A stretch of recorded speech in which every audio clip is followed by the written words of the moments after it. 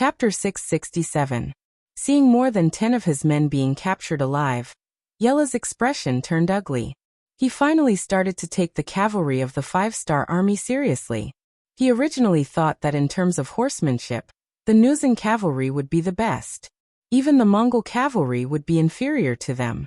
But now it seemed that he was too arrogant. Attack together. Draw your swords. Seeing that the 5-star army was very strong, the situation would get worse if they continued to fight. Yela did not want to wait any longer. He did not know if Commander Sun Hong and the rest had already started fighting with the 5-star army. What he needed to do now was to meet up with the main force of the army. Yi La unsheathed his saber, and the 200 female cavalrymen beside him did the same. The 200 of them hollered and pressed their legs against the horse's abdomen, charging forward while yelling, "Follow me and stop them."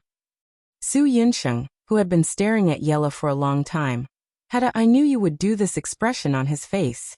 He took the lead and took out the 95 style from his back. Then he mounted his horse and charged into the battlefield.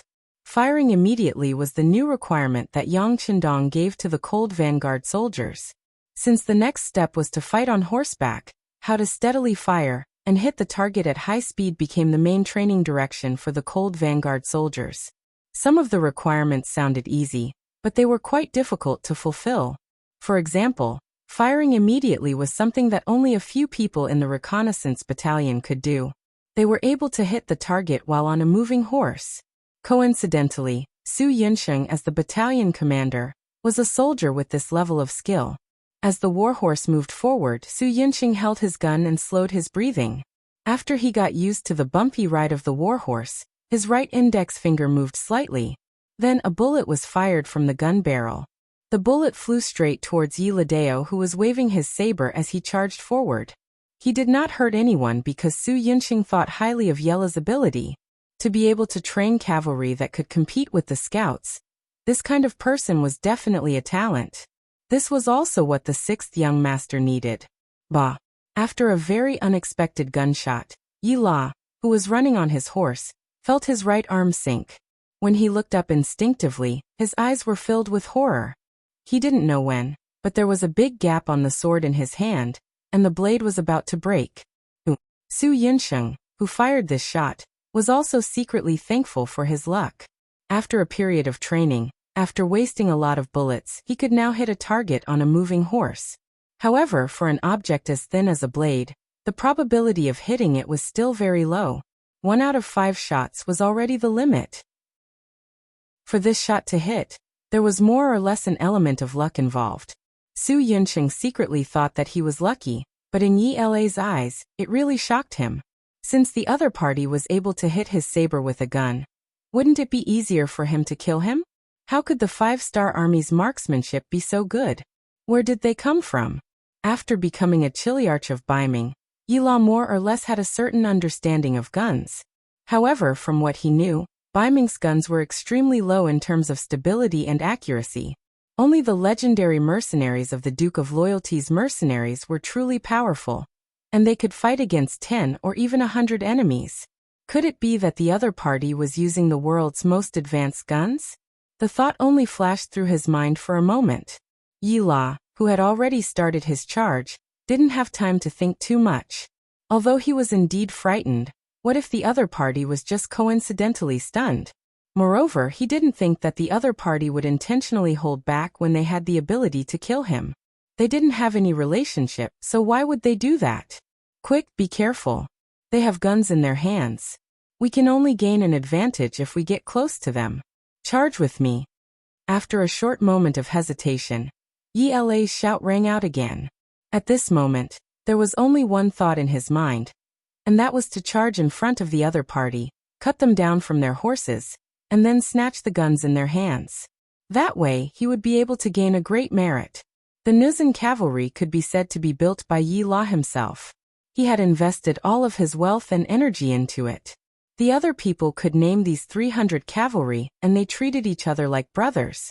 When he gave the order, they naturally rushed forward and surrounded Yang Qindong's troops from dozens of directions. They were either holding horse ropes in their hands or making a flying action, as if they wanted to capture the 5-star army alive. Interesting. Su Yinsheng, who had fired a shot, saw that the other party had the same idea as him. They actually wanted to capture him alive. He couldn't help but smile and his heart was filled with joy. Obviously, the other party had also taken a fancy to his extraordinary skills, and even his weapon. They wanted to take it for their own use. Since both of them had such thoughts, then let's see whose methods were more brilliant. Come on, prepare the tranquilizer bullets. Don't be afraid of wasting them. As long as we can capture these people alive, I will report back the amount of bullets used. The more he saw the performance of the Nuzan cavalry, the more Su Yunsheng was certain of the strength of these people. They were definitely first-class elite soldiers, especially their horse skills. It was obvious that compared to them, they were even stronger than the Windchaser cavalry regiment. If these people could be used for their own purposes, the mercenary cavalry's strength was very likely to increase by half a level or even more. The sixth young master had once said that talent was always the most important thing. Based on this sentence, they had only used up some tranquilizer bullets. No matter how they looked at it, they had profited greatly. The scouts were still having a headache from the other party's superb performance on the horse. They originally thought that their horse strength was very strong, but when they really compared, they realized that they still had too many shortcomings. When facing such a strong opponent, they couldn't help but feel a little lacking in confidence. Now that the camp commander had given the order to use the tranquilizer guns, they didn't have to worry about killing these elites. At that moment, everyone didn't hold back anymore. One by one, they took out their precious tranquilizer bullets and loaded them into their guns. They skillfully aimed, adjusted their breathing, and fired steadily. This series of actions was done naturally and smoothly. Bang bang bang. Bang bang bang. Gunshots rang out continuously. Without any misgivings, bullets flew out of the barrels and into the bodies and horses of the Nuzan cavalrymen who were trying to get close, and in reality, were indeed very close to them. Originally, everyone still appreciated each other, and wanted to control each other for their own use. This was the reason why they didn't start a fight as soon as they saw each other. But now, suddenly the five-star army started firing. Seeing their trusted subordinates trembling a few times after being shot, they fell to the ground with a plop. None of them could get up anymore. Yella's face started to turn cold, until it was terrifyingly deep. Use the bows and arrows. Don't care so much. Kill, kill. His brothers died, one by one in front of him. Yella's patience and tolerance disappeared at this moment. In exchange, he was filled with endless anger and terrifying murderous intent.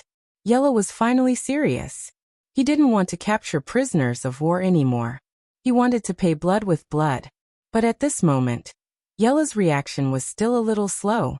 Just as he gave the order, the Nuzan cavalry picked up their bows one by one. The number of people who were able to pull the strings of their bows could be counted on two hands. In a very short period of time, Yella, who had lost most of his combat power, led less than 10 Nuzan cavalry to start a counterattack. They also displayed their martial arts on horseback to the extreme. Even in the face of continuous fire, these people relied on their nimble bodies to make all kinds of evasive maneuvers, causing the bullets to miss one after another. At the same time, they were also looking for opportunities to release arrows to counterattack.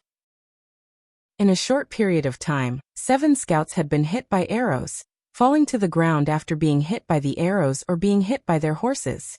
Yella only brought less than 10 cavalrymen. To be precise, there were only 9 of them. There were only 10 of them, and the first wave of counterattacks hit 7 of the scouts. The hit rate was 70%, which was a rather high standard. Bang bang bang.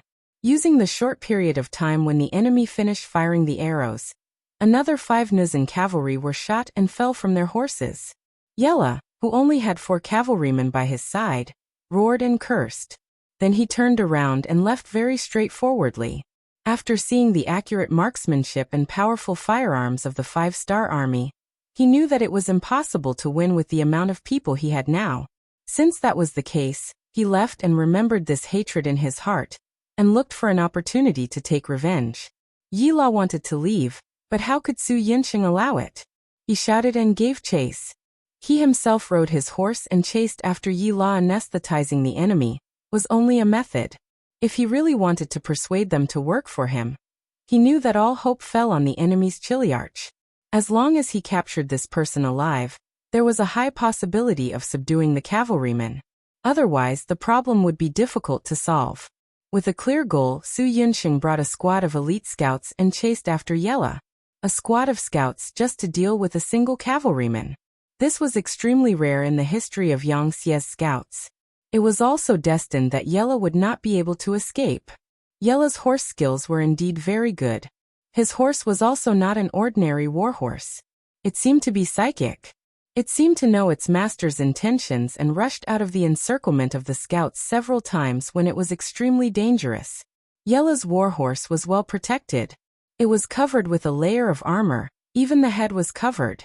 Although the weight would reduce the warhorse's running speed, because its entire body was covered in armor, it would give a feeling of being unable to attack. Even if the gun hit the armor, it would not be able to penetrate it. However, the powerful recoil made the warhorse feel pain and neighed. Chapter 668. Yi La's face darkened as he felt the rage of the warhorse beneath him. His face was also dark as if he could explode at any moment and kill someone in anger.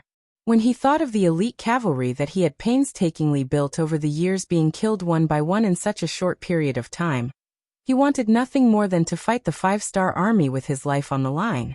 While he was furious, he was also trying his best to suppress it. He knew that the current situation was not in his favor.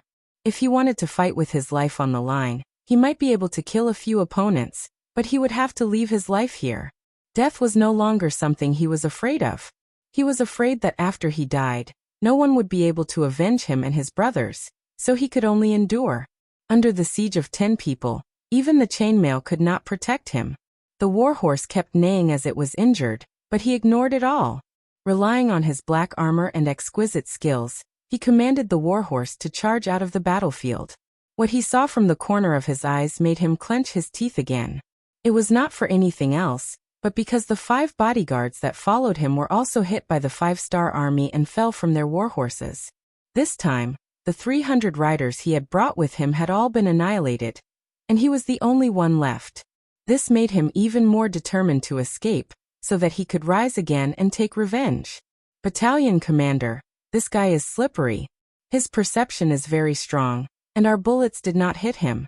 His warhorse is also wearing armor, and his body is also protected by black armor. Our bullets can't penetrate it. What should we do? The accompanying squad leader rode to Su Yunxing's side with a bitter expression. Battalion commander, he is going to charge out. Another vice squad leader in the team suddenly shouted. He looked up and saw Yi La and his horse charging out from the area that the squad leader was guarding. It seemed that he was really going to charge out of the encirclement. Once he got out of here, he would throw away the armor on his warhorse. His speed would greatly increase, and it would be very difficult to catch him. No way, watch this battalion commander. Su Yunxing's expression did not change, and his heart did not panic. He raised the 95 style in his hand, and turned on the burst shooting mode. Then he aimed at the black horse's leg and fired 5 shots in a row. As expected of the battalion commander of the reconnaissance battalion, and as expected of one of the earliest people to follow the 6th young master. After wasting countless bullets, his marksmanship finally reached a certain level. Out of the 5 bullets he fired, 2 of them actually landed on the same area. Although it was not a single spot, both of them were on the right hind leg of the warhorse. When the 2 bullets hit the same area, the result was obvious. Although the bullets couldn't penetrate the horse, each bullet hit the horse's hind leg. In the end, the horse couldn't withstand the force. Its right leg went soft, and it fell to the ground with a plop. Yi La, who wasn't prepared, or perhaps he was very confident in his armor, was thrown out. He was separated from his warhorse and flew 3 meters before landing on the ground. At the crucial moment, Yi La did a forward roll. Just as he landed on the ground, his body had already flown out. Then he continued to run forward for dozens of steps before he suddenly turned around. A bow and arrow appeared in his hand. The black arrowhead flashed with the light of death. He pulled the bow and arrow back to shoot the enemy. Yi La had no choice but to stop. Without the help of his warhorse, How could his speed be faster than those mounted scouts? Since he couldn't escape, he might as well fight. Killing one would be enough, and killing two would be worth it. The strong bow was already drawn, and his killing intent was already locked onto the body of the 5-star Army scout. Then his mouth revealed a bloodthirsty smile. But just as this smile bloomed, he felt a sudden pain in his right arm. Then his whole body began to lose strength. His eyes began to dim, and the bow and arrow slipped from his hand. Before he could shoot anyone, he had already fallen to the ground and fainted. More than 200 meters away, Su Yunxing slowly put away the tranquilizer gun. He smiled and said, "Okay, tie them up and bring them back." This time, it could be said that the results were not bad. After wasting thousands of tranquilizer bullets, they captured more than 500 Baiming cavalrymen, including Yi La and Lu Dai. They were personally escorted by Su Yunxing towards the 5-star Army's base camp. At the base camp, one by one, the battle reports were sent to Yang Qindong. Beta Persei, who was responsible for delivering the information, had a straight face. Don't think that it was because he had matured and won many battles that he wasn't arrogant. In fact, it was just because he didn't have the chance to go to the battlefield this time that he was in a bad mood. As Yang Qindong's forces grew bigger and bigger, his authority naturally became more and more important. There were not many people who dared to throw a tantrum in front of him, and there might even be none left. Beta Persei must be an exception. When he was happy, he would show it on his face. When he was angry, he would also show it on his face. In other words, as long as it didn't affect his work, his face would express his true feelings at this moment. However, Yang Qindong had never reprimanded him. Maybe it was because he thought it was fun, or maybe he liked Beta Persei's honest appearance.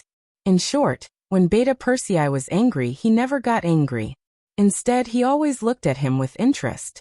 At one point, Beta Persei couldn't vent his anger. Instead, he would feel embarrassed from being looked at. In the end, his anger naturally dissipated. "Young master, if there's a chance next time, can you let me have some fun? Even Tiger Head is leading troops." After holding it in for a long time, Beta Persei finally couldn't hold it in anymore. While handing over another battlefield briefing, he finally said what was on his mind. Yang Qindong didn't even raise his head as he looked at the battlefield report in his hands seriously. "If you want to lead troops, you can choose a battalion and be a battalion commander first. If you perform well, it won't be difficult for you to become a regiment commander." "Ah, young master," you agreed.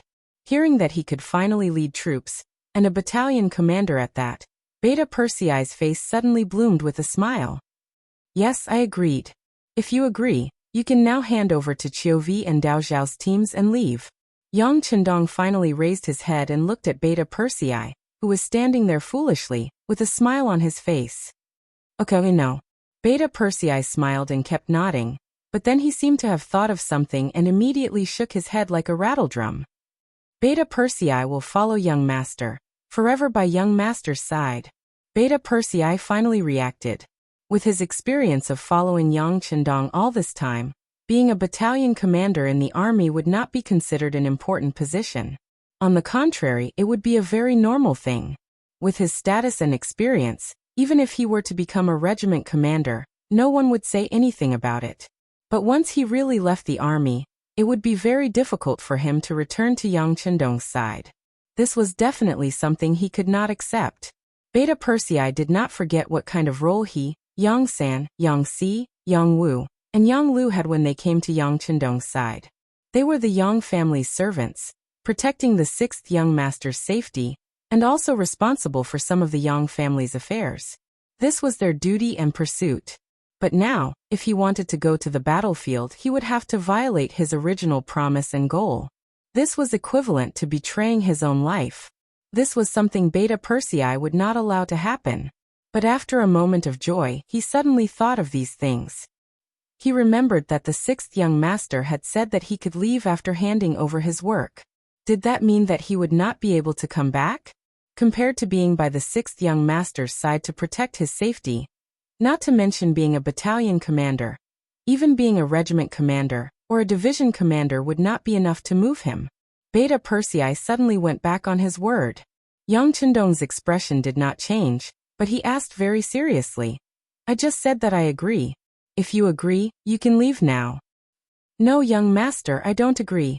I'm going back on my word. I want to stay by the young master's side for the rest of my life, and protect your safety with my life. Beta Persei said in a resolute tone. Then with a plop he knelt on the ground and kowtowed. Sigh. Beta Persei knelt on the ground. Yang Chendong shook his head helplessly, then raised his hand and said, Well, since this is your choice, I respect you. Then stay.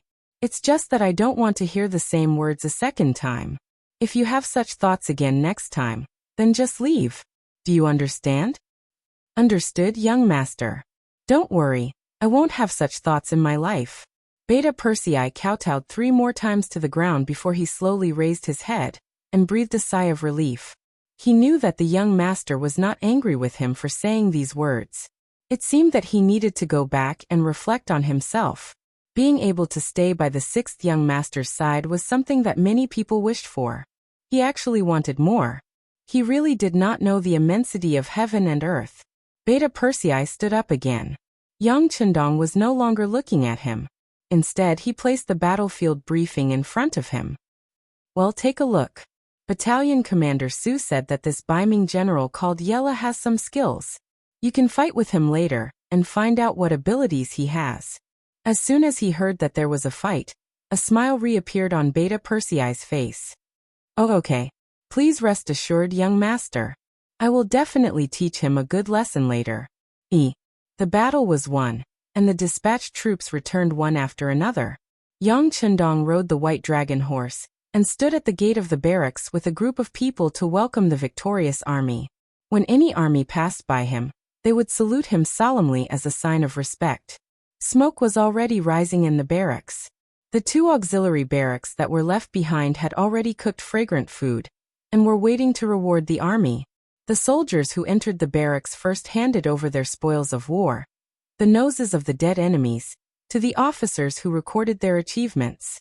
Then they took the silver that had sunk into the ground and happily washed their hands to eat. The barracks was soon filled with people and all kinds of laughter. Chapter 669. In the Battle of Liao River, they killed more than 3,000 enemies and captured more than 6,000 enemies.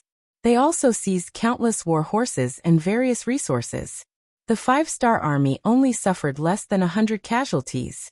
In the Battle of Cold Weapons, it could already be considered an absolute victory. Troops and prisoners of war entered the barracks one after another, including Su Yunxing's troops. Yella was still unconscious after being hit by the tranquilizer gun. However, his war horse had already recovered and was brought in front of Yang Chendong. Oh, this armor is not bad. Looking at the armor that completely covered the war horse, Yang Chendong's interest was piqued. Yes, 6th young master. This armor is indeed very powerful. Ordinary bullets won't be able to do much damage to it. Su Yunxing stood at the side and described the situation on the battlefield in detail. Yang Chendong nodded his head as he listened. He had a thoughtful expression on his face. Men, bring Wu Hua over.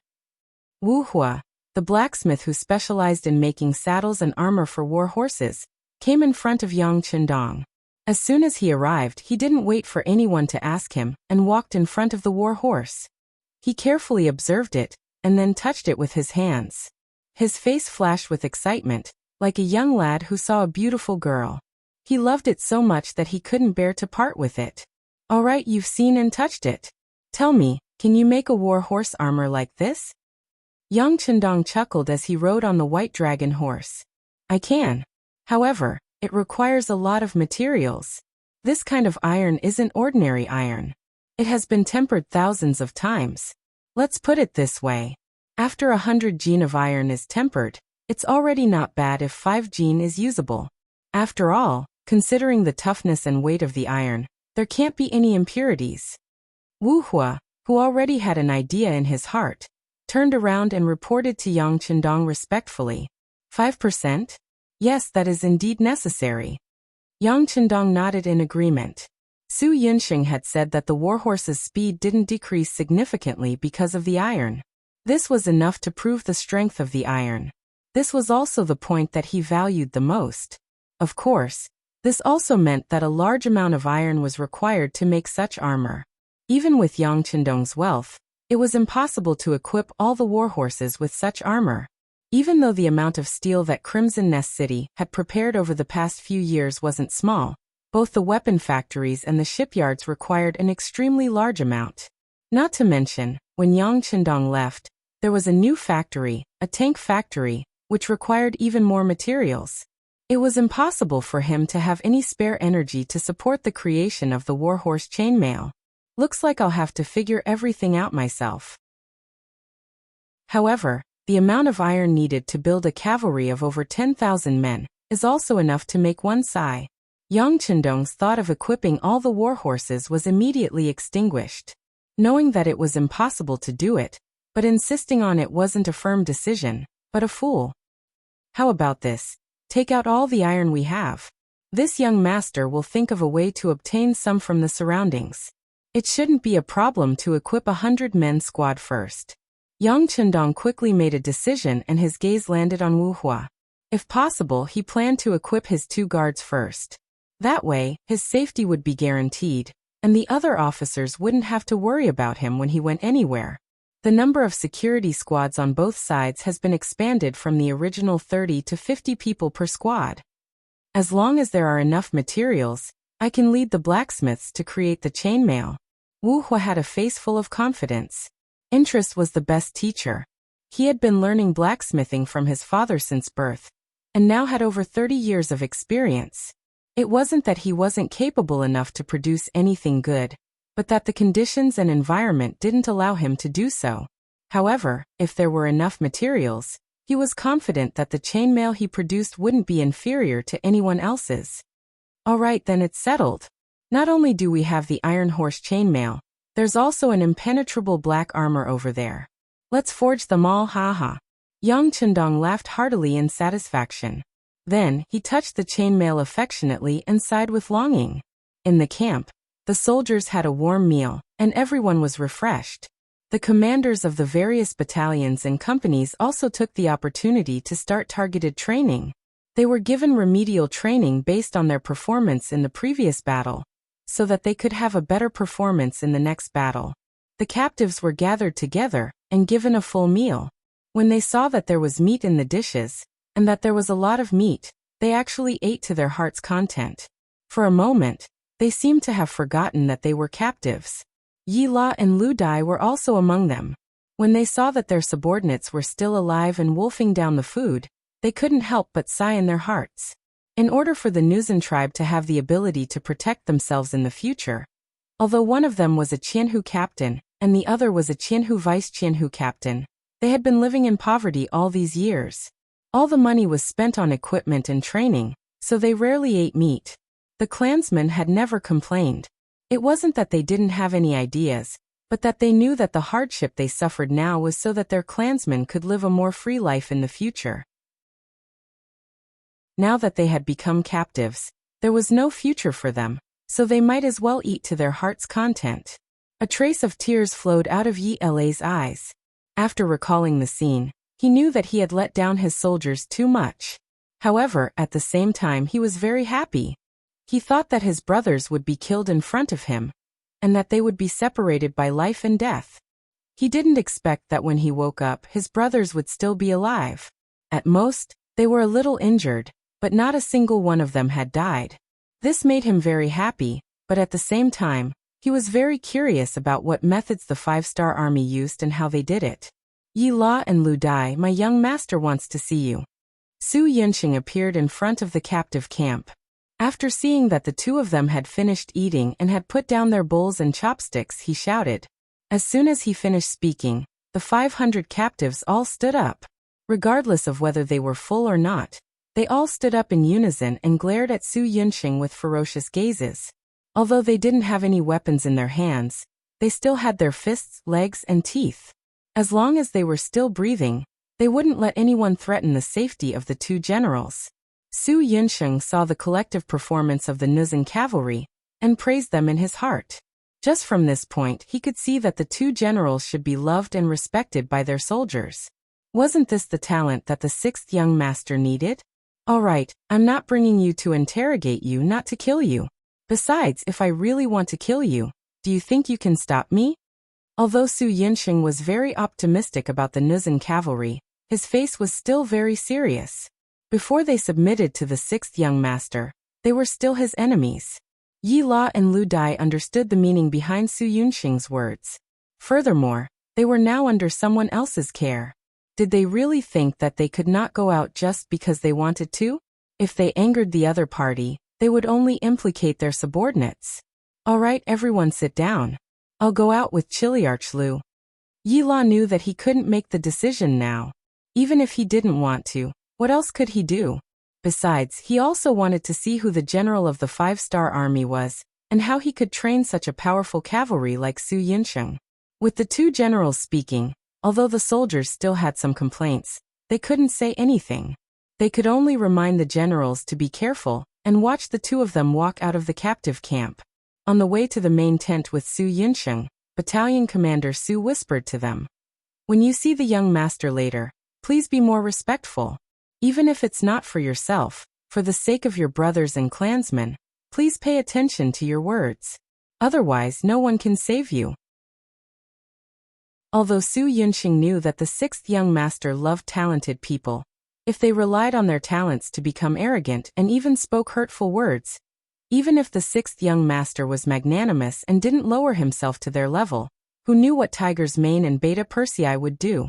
In front of a group of officers who regarded the sixth young master as a god, anyone who dared to do something provocative would have very serious consequences. Yi La and Lu Dai didn't say anything. They didn't agree or disagree. They just obediently followed behind Su Yinsheng step by step. In fact, only the two of them knew that if the leader of the five-star army didn't have the ability, then they would never bow their heads. This was the dignity of the strong. Only a stronger person could subdue them. Otherwise, not only would they surrender, they would also have other thoughts in their hearts. It was only a matter of time before they rebelled. After about 2 miles, Su Yinsheng finally stopped and stood in front of a military tent that occupied a large area. As soon as he entered, Yi La felt a murderous aura around him. Lu Dai was a little better. His perception wasn't as strong as Yi La's. He just felt a little uncomfortable. On the other hand, Yi La felt like a lamb that had strayed into the forest and was stared at by a fierce tiger. He couldn't help but become very nervous. About 300 meters away from the military tent, Yang Chendong was watching Yi La and Lu Dai under the cover of another military tent. When he saw the latter lowering his head, he couldn't help but want to look around. The former didn't even raise his head, but his body was tense. It seemed that his body would bend into a bow at any time, and he would make the strongest counterattack at any time. Chapter 670. That's Yi La, right? His reaction is pretty good. Yang Chendong pointed casually and asked Guanzhong, the battalion commander of the 3rd Division. Lu Dai was captured by Guanzhong and his men, so he was naturally clear about the situation of these people.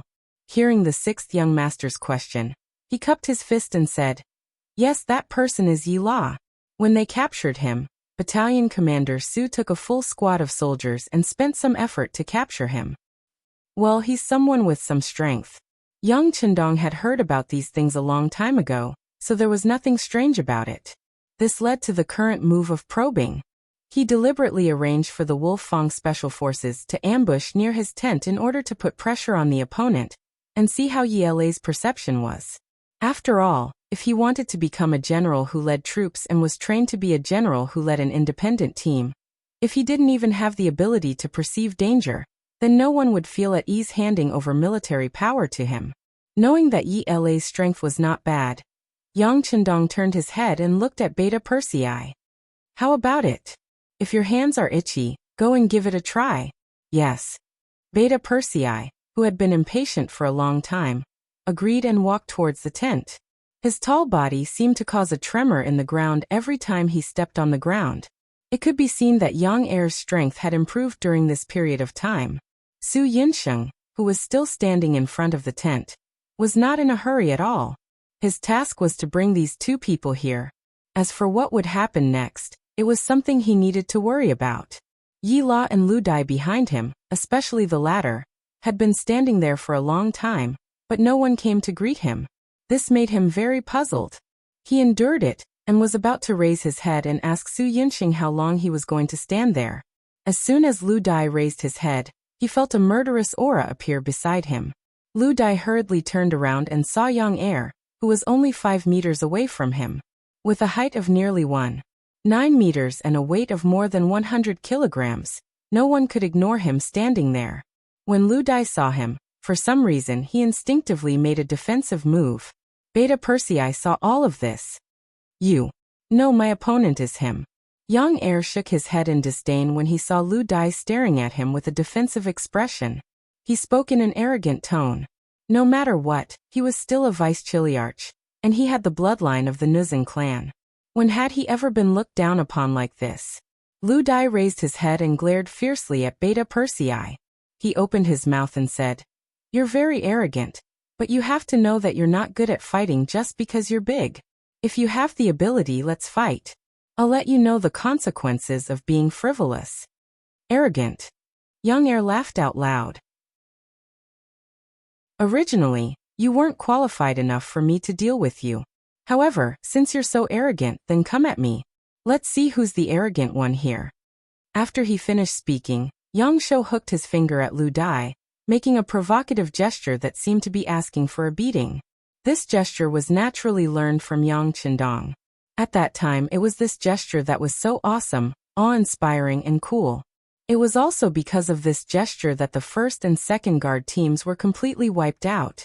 Tiger's Mane and Beta Persei were also defeated and lying on the ground. Until now, the Wolf Fang Special Forces were also completely wiped out. This was Yang Qindong's strength. However, no one knew if this was his true strength, because now no one could test the bottom line of the 6th young master.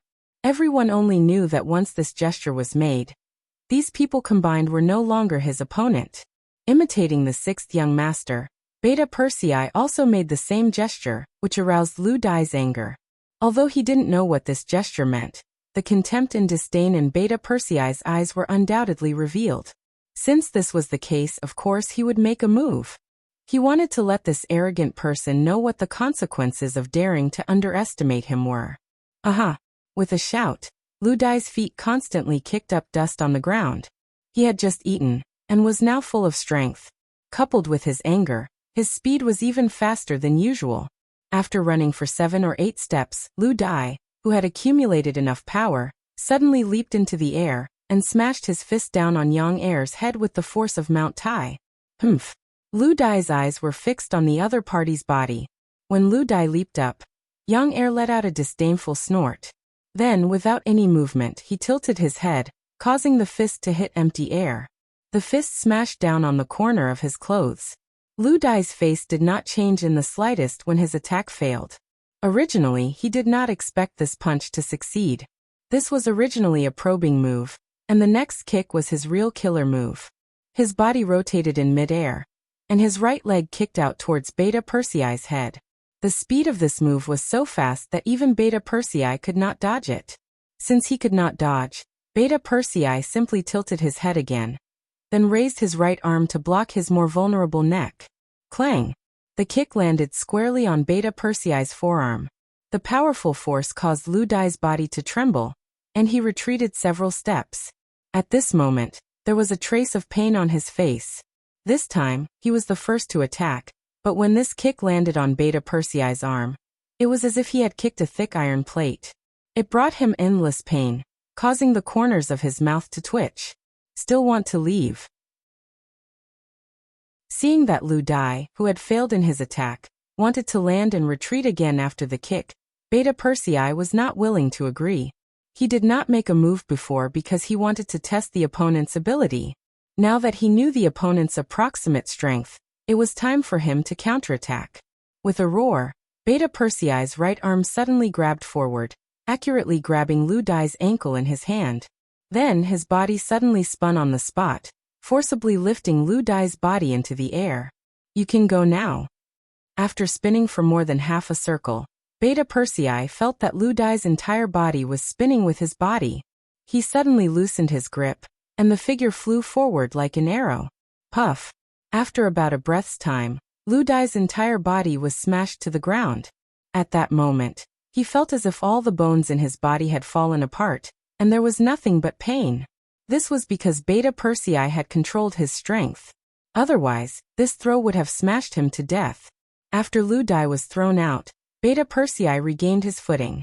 He clapped his hands and said with an indifferent look, "Okay, the noisy person is gone. Now you can fight with me." His gaze fell on Yila. Beta Persei clenched his fists, producing a creaking sound. Yila saw the scene just now from the beginning to the end. Because of this, he did not dare to underestimate Beta Persei. On the contrary, he was constantly evaluating him in his heart.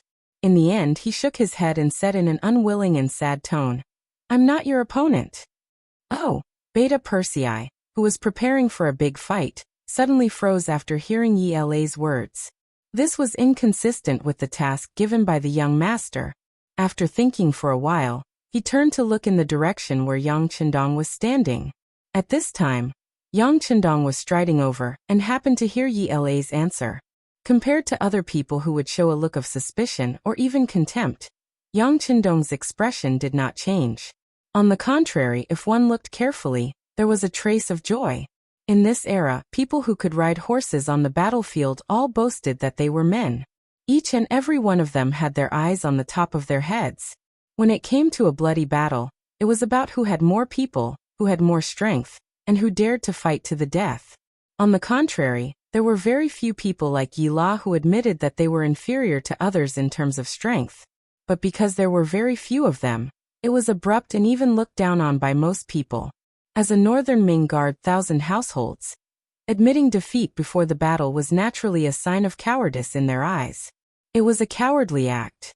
This Yila doesn't seem to be as strong as Battalion Commander Su said. Tiger's Mane was the first to assert. Not only him, but the first guard Captain Xiu Vi and the second guard Captain Dao Xiao also nodded in agreement. It's important to know one's own name. This is the ability that a commander should have. Without waiting for others to mock him, Yang Chendong suddenly opened his mouth. Instantly, Tiger's Mane and the others' expressions changed. The laughter that was about to come out was stuck in their throats. Ignoring the wonderful changes in the expressions of the people around him, Yang Chendong strode in front of Yila and looked at him with interest.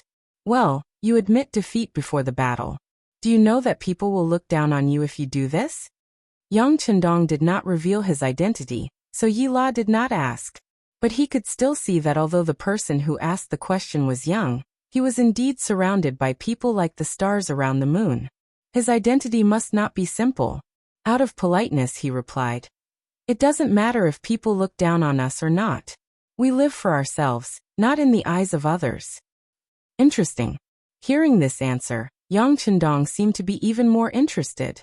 "But I don't know why you admitted defeat directly. Don't you have the courage to even try?" Yila had already said that he did not want to live in the eyes of others, but Yang Chendong brought up this matter again. Yila was too lazy to answer. He turned his head away and looked like he was unwilling to answer. This was heard by Su Yinsheng, who was standing at the side. He was afraid that the sixth young master would be angry, so he quickly whispered, "Yila, don't be arrogant. This is our sixth young master, and also the great Ming's loyal duke." Chapter 671. Su Yinsheng was aware of Yila's abilities, so he reminded him out of kindness. However, Yila didn't seem to appreciate it. "What do you mean by don't be arrogant? What do you mean by our sixth young master? He's clearly yours, okay? And what about the great Ming's loyal duke? What the hell is that? Loyal duke? Ah, loyal duke?" Yela, who was half a beat slower in reaction, changed her expression and looked at Yang Chendong again. She then asked with a shocked expression, "What did you say? Did you just say that you're the Duke of Loyalty of the great Ming Dynasty? Are you the war god's loyal duke?" It was no wonder that Yila was so shocked. Although New Urgan Dusi was far away from Baiming's capital, they had heard about the war god's continuous victories, and how he forced the Walla's army to retreat. The female Jinren prided herself as the strongest person in this era, so she naturally respected the strongest people. When he heard the news, He had thought more than once that he must meet the war god if he had the chance. He didn't expect that his wish would come true today.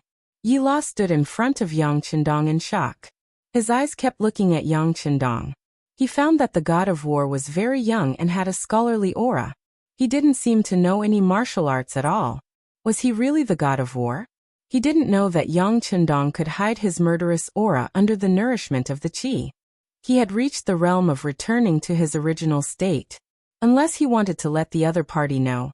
Otherwise, no one would be able to tell how much power was contained in his seemingly scholarly body just by looking at his appearance. There's no need to look. If you're talking about how I defeated the Walla, then I'm the war god you're talking about. Yang Qindong squinted his eyes and smiled. You are really the god of war, but they say that the god of war has 3 heads, 6 arms, a height of more than 1 zhang, and arms as thick as an ordinary person's thigh. Yi La spat out all the words he had heard in the rumors. Ha ha ha ha ha. Yang Qindong couldn't help but laugh when he heard Yi La's description of himself. Not only that, but Tiger's man, Beta Persei, and the others also laughed. They had been with the 6th young master for the longest time, so they naturally knew what kind of person the 6th young master was. After laughing for a while, Yang Qindong finally stopped laughing when he saw the doubt in Yi La's eyes getting heavier and heavier. He said, "You're saying that I have 3 heads and 6 arms, right? But in fact, I am a very normal person, just like all of you. But you should also know that even if it is a legend, if it is not exaggerated, who would be willing to listen to it and believe it?" In the last sentence, Yang Qindong told the truth. There was always no lack of exaggeration in history. It seemed that when you said that a person was very powerful, you had to exaggerate infinitely. This had become a law. But in fact, those famous people in history had only 1 head and 2 shoulders. Before they became famous, they were no different from ordinary people. Yi La also laughed at this time, but it was an awkward laugh. He was a smart person, but he was still misled. This was enough to show how powerful the legend was. Even he had to believe it. Seeing Yi La's forced smile, Yang Qindong casually waved his hand, indicating that he didn't want to talk about this topic anymore. He then said, "I heard from Battalion Commander Su that you and the Nuzan cavalry you lead are very strong, but I don't know why you train so well. Don't say that this is your duty. This young master has already understood that your salary and some great income is invested in the cavalry. This is not the duty and responsibility of a Qianhu." Yi La had already recovered from the shock. When he heard Yang Qindong's question, he bitterly smiled and said, "Before this, I was very confident in my cavalry. But after this battle, I can't say that they are very strong. I am now a captive. As for why I did this, I don't dare to lie. I was just used to being bullied and didn't want my descendants to be inferior." Well said. When Yang Qindong heard the last sentence, he didn't want his descendants to be inferior to others. Yang Qindong was quite emotional and cheered loudly. Of course, he wouldn't tell Yi La that 100 years later in history, the Nuzan people were so powerful that they enslaved the entire Han people for 268 years. They truly fulfilled the fact that their descendants were not inferior, and were even superior. Since he knew that the Nuzan people had ambitions and was met by Yang Qindong, of course, he had to strangle this ambition in the cradle. And for insurance, of course, it was best to take them in as his subordinates and keep a close eye on them. Yi La, right? This duke wants to take you in as his subordinate. What do you think? Don't worry, under my command, the Nuzan people can live very freely. As long as they are obedient, they won't have to worry about food and clothing. Living a happy life is not a problem. Yang Qindong made a promise and stared at Yi La's body. At this time, the Nuzan people were still very weak. Not to mention the Great Ming Dynasty, they were even much weaker than the Mongols and Walla. Yang Qindong was willing to help them at this time. This was naturally what Yi La wanted. Yi La, who didn't know what the future would be like, was moved by these words. He was even more clear that if he didn't agree now, he, who was originally a captive, might not even have the chance to see the sun tomorrow. With a plop, Yi La knelt on the ground and kowtowed 3 times to Yang Qindong. Yi La is willing to lead the Nuzan people to submit to the Duke of Loyalty. I will not regret it until I die. The news of Yang Qindong leading a powerful mercenary army to destroy the Jiaoji and Lansong kingdoms in the south had already spread to the new, Ergon City department. As a Qianhu, Yi La had the right to know these things. In his heart, he didn't know how much he envied the strength of the mercenary army. Now that he had the chance to see Yang Qindong himself, he finally made the decision to submit. In his opinion, this decision was the right one, at least for now it was the right one. After accepting another general, Yang Qindong smiled happily. He didn't think that as soon as he revealed his aura, everyone would bow down to him. He was very clear that the reason why Yi La submitted to him was because he saw that he was stronger than him. It could even be said that it was a temporary measure. But it didn't matter. Since he had already submitted, Yang Qindong was confident that he wouldn't let him leave again. If he had to say where his advantage was now, other than the unknown and mysterious warehouse, he should be left with money. With the foundation of Qiqian City, there were so many novel things that were sold at high prices. There was even a price but no market. He never lacked money. With money, he could buy people's hearts. As long as he didn't do things that hurt people's hearts, it would be difficult for people who followed him to follow others. This thought flashed through his mind. Yi La stood up and followed beside Yang Qindong, starting to patrol the camp together. This was also the first time Yi La saw the strength of the five-star army. When he found out that General Sun Hong's 10,000-strong Northern Ming army had been defeated and captured, and that not a single soldier had managed to escape from the battlefield, his face revealed an extremely shocked expression. Yi La was also a proud person. The biggest characteristic of such a person was that he was conceited and didn't want to admit defeat. In his opinion, if he had enough military strength and wealth, he would definitely be able to win. At least, when facing an opponent with similar numbers, he would definitely not lose.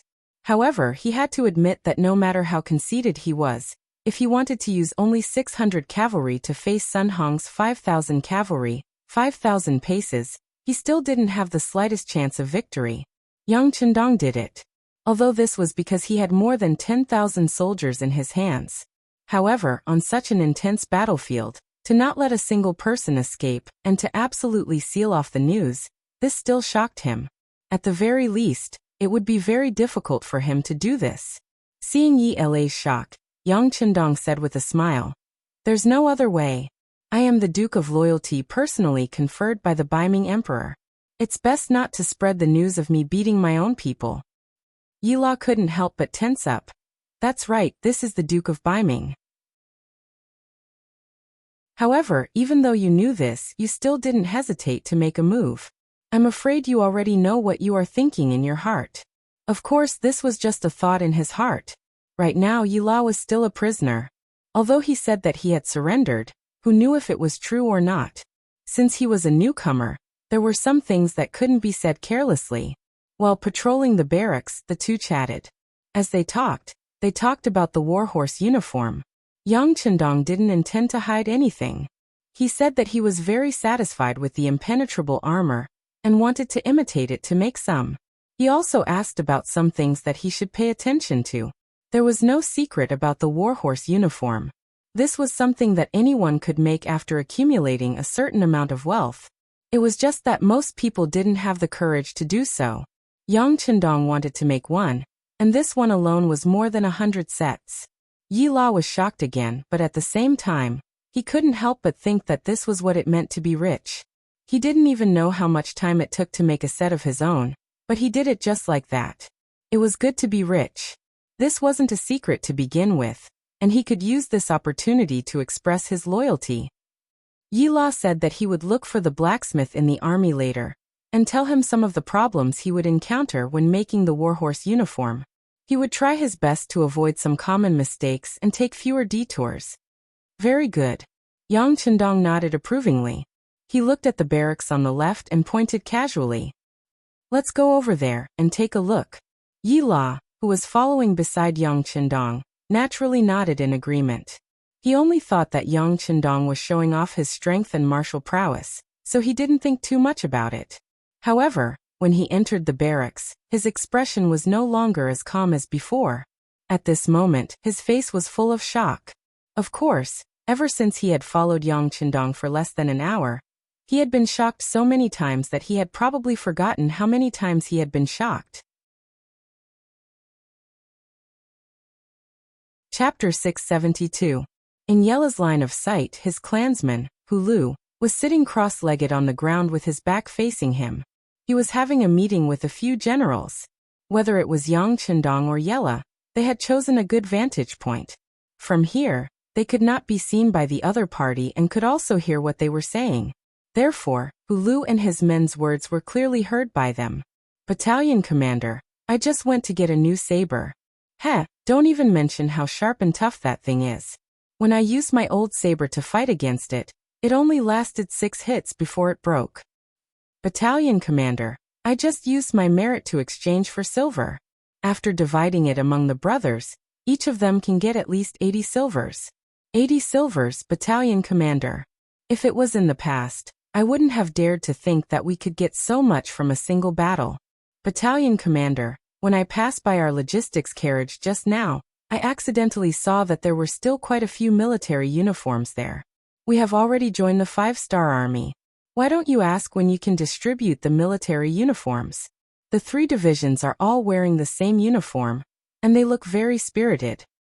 Battalion commander, this battle was so satisfying and decisive. We didn't suffer any losses, and the merit points were exchanged in such a timely manner. Shouldn't you ask Regiment Commander Windchaser if our battalion should be the vanguard in the next battle? Battalion commander. Yella stood there like a fool. He realized that all he could hear were the soldiers discussing how great the results of this battle were, and how they should perform better in the next battle. Some of them were so anxious that they couldn't help but speak the language of the Nuzanran. He could understand all of this. He also finally knew that the soldiers in this camp were all Nuzanran cavalry. This meant that he wasn't the first Nuzanran to join the 5-star army. Of course, Yella was a person with his own pride.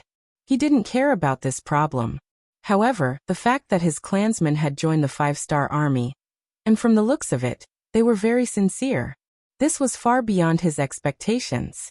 With his intelligence, he guessed that the army's predecessor was most likely Borte's troops in Narcissus town. Yila naturally knew about Borte.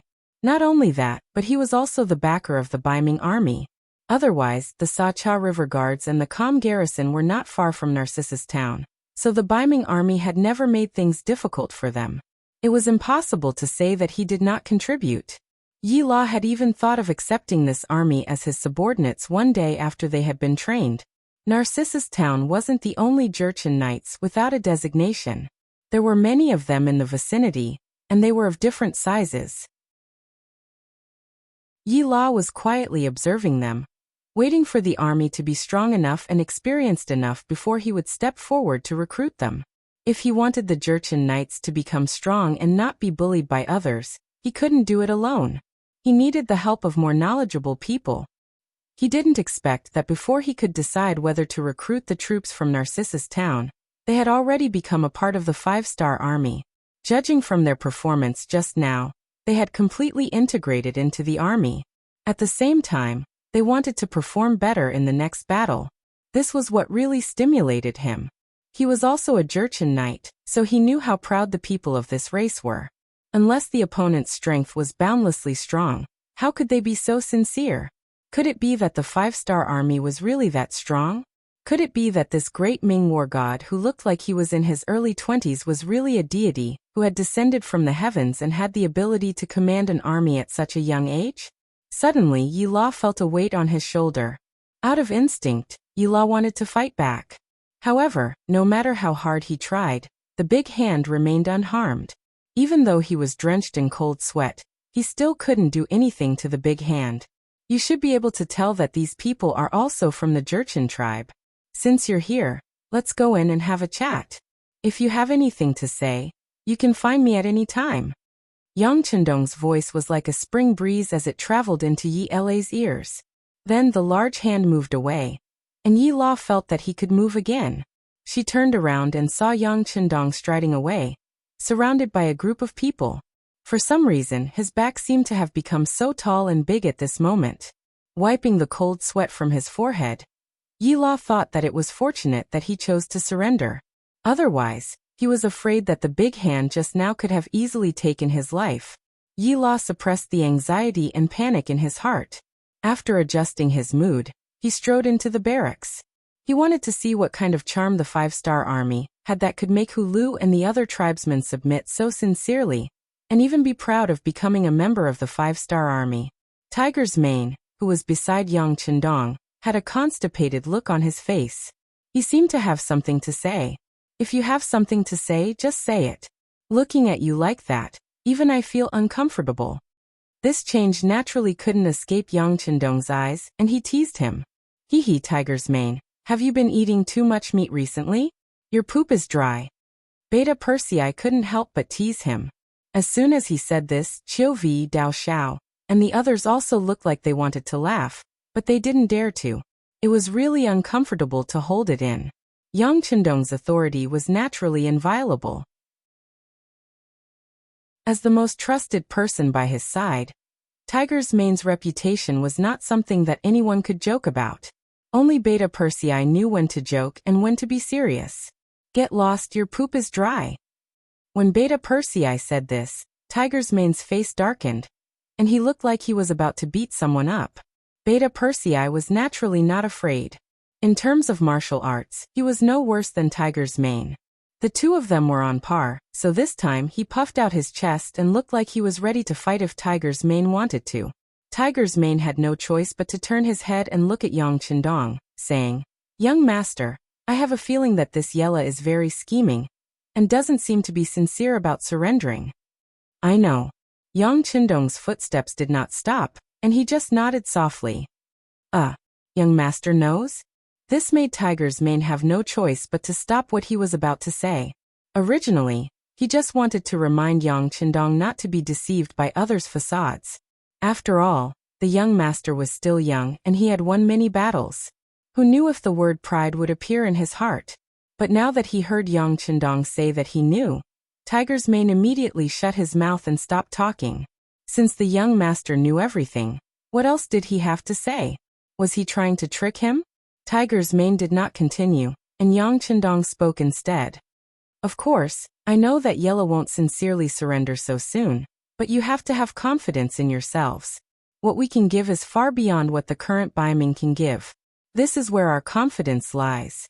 Believe me, even if Yella doesn't sincerely surrender now, the facts will slowly change him and let him make the right decision. Oh, by the way, thank you for your reminder. We can do more of this in the future. As long as you feel that something is wrong, you can make suggestions to me. Yang Chendong said in a polite manner, but he did not emphasize that he would not accept the opinions they put forward. After receiving Yang Chendong's thanks, Tiger's Mane was naturally flattered. Young master, I dare not say that. This is what we should do. Ha ha ha ha. After Yang Chendong heard this, he patted Tiger's Mane's shoulder, then turned and strode back to his tent. At this moment, Yang Chendong suddenly understood what it meant to be lonely at the top. As he became stronger and stronger, his status also became higher and higher. Even people close to him like Tiger's Mane had to keep a certain distance from him. The ancients called the emperor Guren, which meant lonely. Now that he thought about it, it was true. Once one's position reached a certain point, one's every word and action would determine the future of many people, and even their life and death. At this time, one could not be affectionate. Otherwise, it would inevitably affect one's judgment and decision. Guren? Yang Chendong shook his head. He did not know how far he would go in the future. However, he clearly knew that he still had a long way to go. If he wanted to lead the Han people to the top of the world, there were still many things that he needed to do. If he wanted to achieve this goal, it would be very difficult to rely on the Han people alone. Thus, he would need the help of more people. If the female Taoist was willing to assist him, he wouldn't mind using her. After that, he would do his best to compensate her as much as possible. After all, many of them were born in the Han language, so they weren't outsiders. At worst, the Han people would be first, the Nuzan and the other races would be second, and the other foreigners would be third or fourth. In short, Yang Chendong was using his magnanimity to expand the strength of his army. He was working hard to achieve the great goal in his heart. Yang Chendong returned to the tent. After an hour, Tiger's Mane came to report that Yi La was outside the tent. Please. Yang Chendong raised his head and put aside the Tatar intelligence report from the Security Bureau. The tent was open from the inside, and Beta Persei accompanied Yi La in. In the tent, Yi La walked forward. When he was 7 or 8 steps away from Yang Chendong, he knelt down on one knee and said, "General Yi La greets the 6th young master." He did not call him the Duke of Loyalty, but changed to the 6th young master. From this, it could be seen that he should know a lot of things from Hulu, and also some of the rules in the camp. Stand up and talk. Yang Chendong sat there, looking straight ahead with a calm expression. Chapter 673. Thank you, 6th young master, Yi La said respectfully. Yi La respectfully said. Then he slowly stood up and lowered his head. His submissive appearance caused Hu Mang and Yang Er to curl their lips at the same time. Clearly, they did not quite believe that Yi La had become so respectful in such a short period of time. The corners of Yang Chendong's mouth curled up as he smiled bitterly. He looked at Yi La and asked, "How is it? Have you spoken to Hulu and your clansmen?" In response to 6th young master's question, "We've talked." Yi La replied respectfully, but his heart was already in turmoil. Ever since he entered the Nuzan tribe's camp, he had only seen and heard for less than an hour, but it had given him a huge shock. The originally arrogant clansmen were now full of admiration for Yang Chendong. Some of them even suggested that as long as they clung onto the 6th young master's thigh, once he became powerful, their Nuzan tribe's spring would come.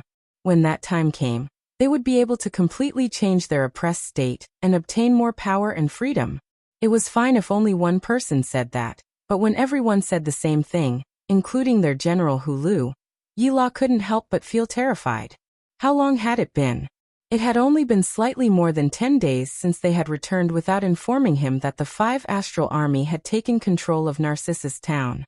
How did the Duke of Loyalty manage to change the hearts of these men? Judging others by his own standards, he thought that since Hulu and the others could be changed in a very short period of time, then would the 500 cavalry led by him and Lu Dai be infected sooner or later and become loyal to Yang Chendong? What would he do if that really happened? While he was feeling terrified, he was called to the side by Hulu. In the past, this person wasn't even qualified to meet his subordinates. Now he was already a battalion commander in a 5-star army. With this status, Hulu was no longer afraid of Yi La. On the contrary, he was advising him earnestly. "General Yi, I already know that you were captured, but I didn't go to see you immediately. It wasn't because I was afraid of being affected, but because I wanted you to make the right decision. You should understand that only by following the 6th young master can we have a bright future. The descendants of the Nuzan tribe will definitely be proud of our choice today." Proud? Yi La shook his head in disagreement. What? Isn't General Yi only able to see us because you chose to surrender? Or are you just pretending to surrender and looking for a chance to leave? If it's the latter, I can only advise you that your decision is wrong, very wrong, because you have done a lot for the Nuzan of Narcissus Town in the past. There was no respect in Hulu's eyes. Instead, it was replaced by mockery, mocking Yi La's arrogance and ignorance. Wrong. Where did this come from? Don't you know that only freedom is true happiness? Although we Nuzan are weak, as long as several generations work together, it won't be long before we can fly freely like the eagles in the world. That's what we should be doing. Yellow was also trying to convince Hulu. Hulu had a battalion of soldiers under his command. If he added his own men, he would be able to gather close to 1,000 men. If everyone swore an oath together, they would have a certain chance of killing their way out of here. Eagles? Would the eagle really be happy? Let's not talk about whether we Nuzan can have such a day. Even if we become eagles, won't we become the target of hunters? After so many years, how many eagles and gerfalcons have died at our hands? General Yi, let's face reality. The strength of the 6th young master is not something you can see through. If such a person is our friend, then it will be great. If he is our enemy, then it will be a nightmare for the Nuzan. In order to prevent this nightmare from coming true, surrendering is the best decision. After saying this, Hulu didn't wait for Yi La to refute and continued. General Yi, I don't know if you've thought about it, but if Baiming's army loses this battle and you provide the information, how will Baiming treat you in the future?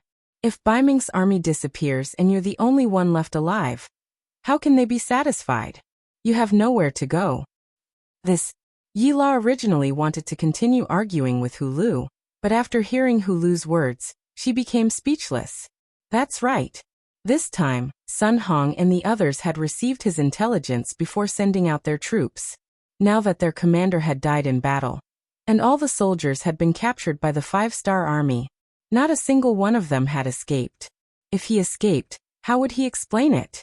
Yi La was still thinking about the serious consequences of this matter. Hulu opened his mouth again. So the only thing you can do now is to hold on to the 6th young master's thigh and leave here. Only if you disappear with the rest of the Baiming army, no one will suspect you. Otherwise, once you appear, it will be the biggest nightmare for the Nuzan people. This sigh. Yi La wanted to say that he could explain to the Baiming army, but he thought that he was just a Qianhu. This time, the Baiming army lost so much that they needed a scapegoat. At this time, no one would listen to him. In order to shirk their responsibility, they would definitely hand him over. At that time, it would be hard to argue. Not only that, even if he died, he would have to bear the name of the Baiming army. In order to take revenge, the Nuzan people would be implicated. No. It should be said that they would definitely be implicated.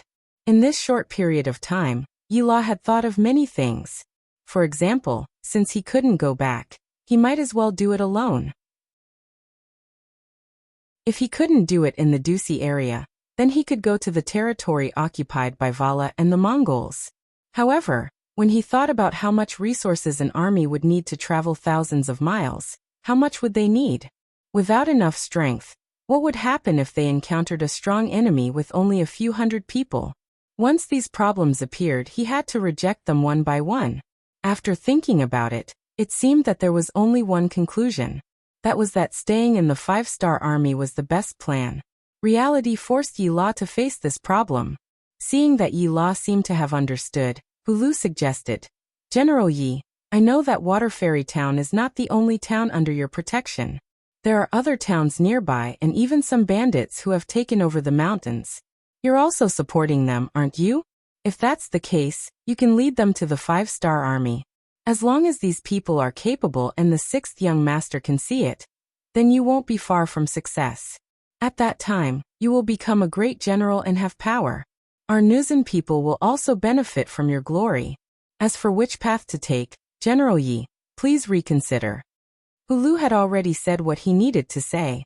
If Yi La still couldn't think it through, then there was nothing he could do. Even with Hulu's IQ, he could see these things clearly, not to mention Yella, who was much smarter than him. After he figured it out, he came to see Yang Chendong. At this time, whether it was in terms of attitude or mentality, he was much more respectful. This was his only hope, and he had to grab hold of it.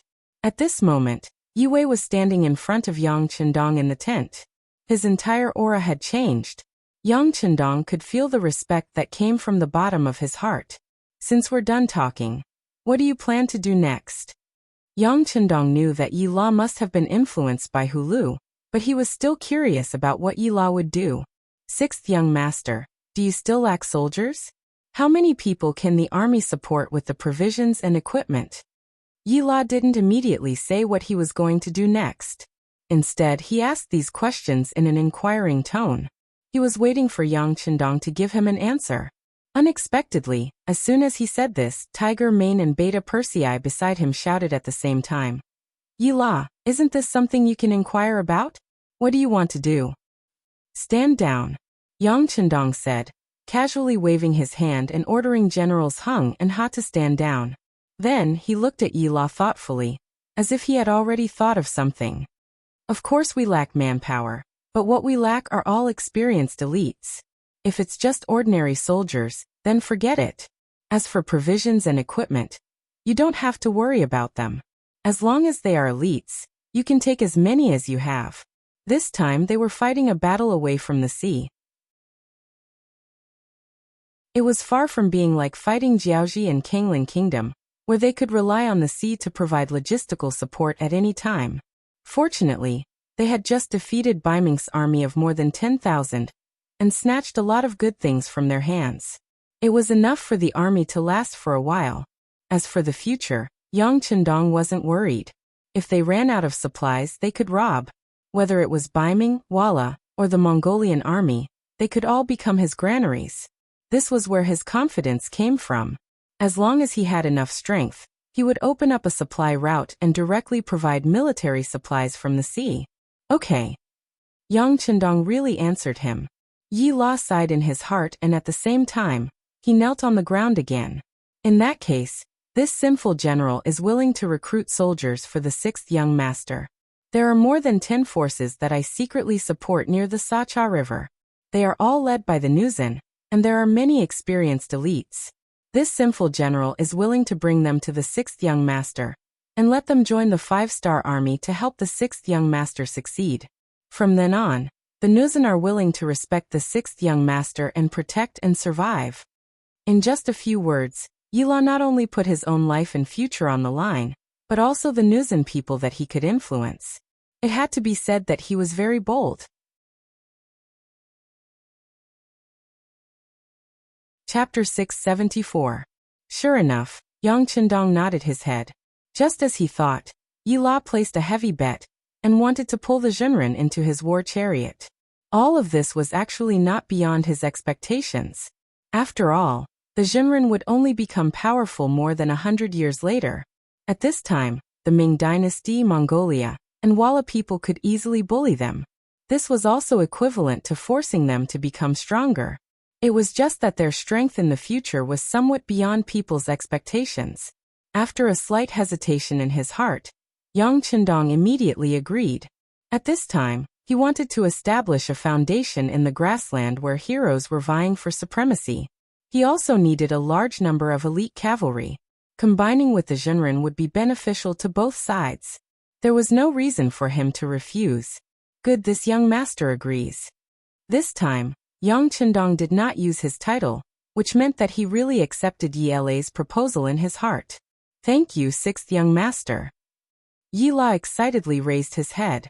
Although he believed that no one would refuse his proposal before he came, when Yang Chendong agreed, he could not help but breathe a sigh of relief. For hours later, Yi La left.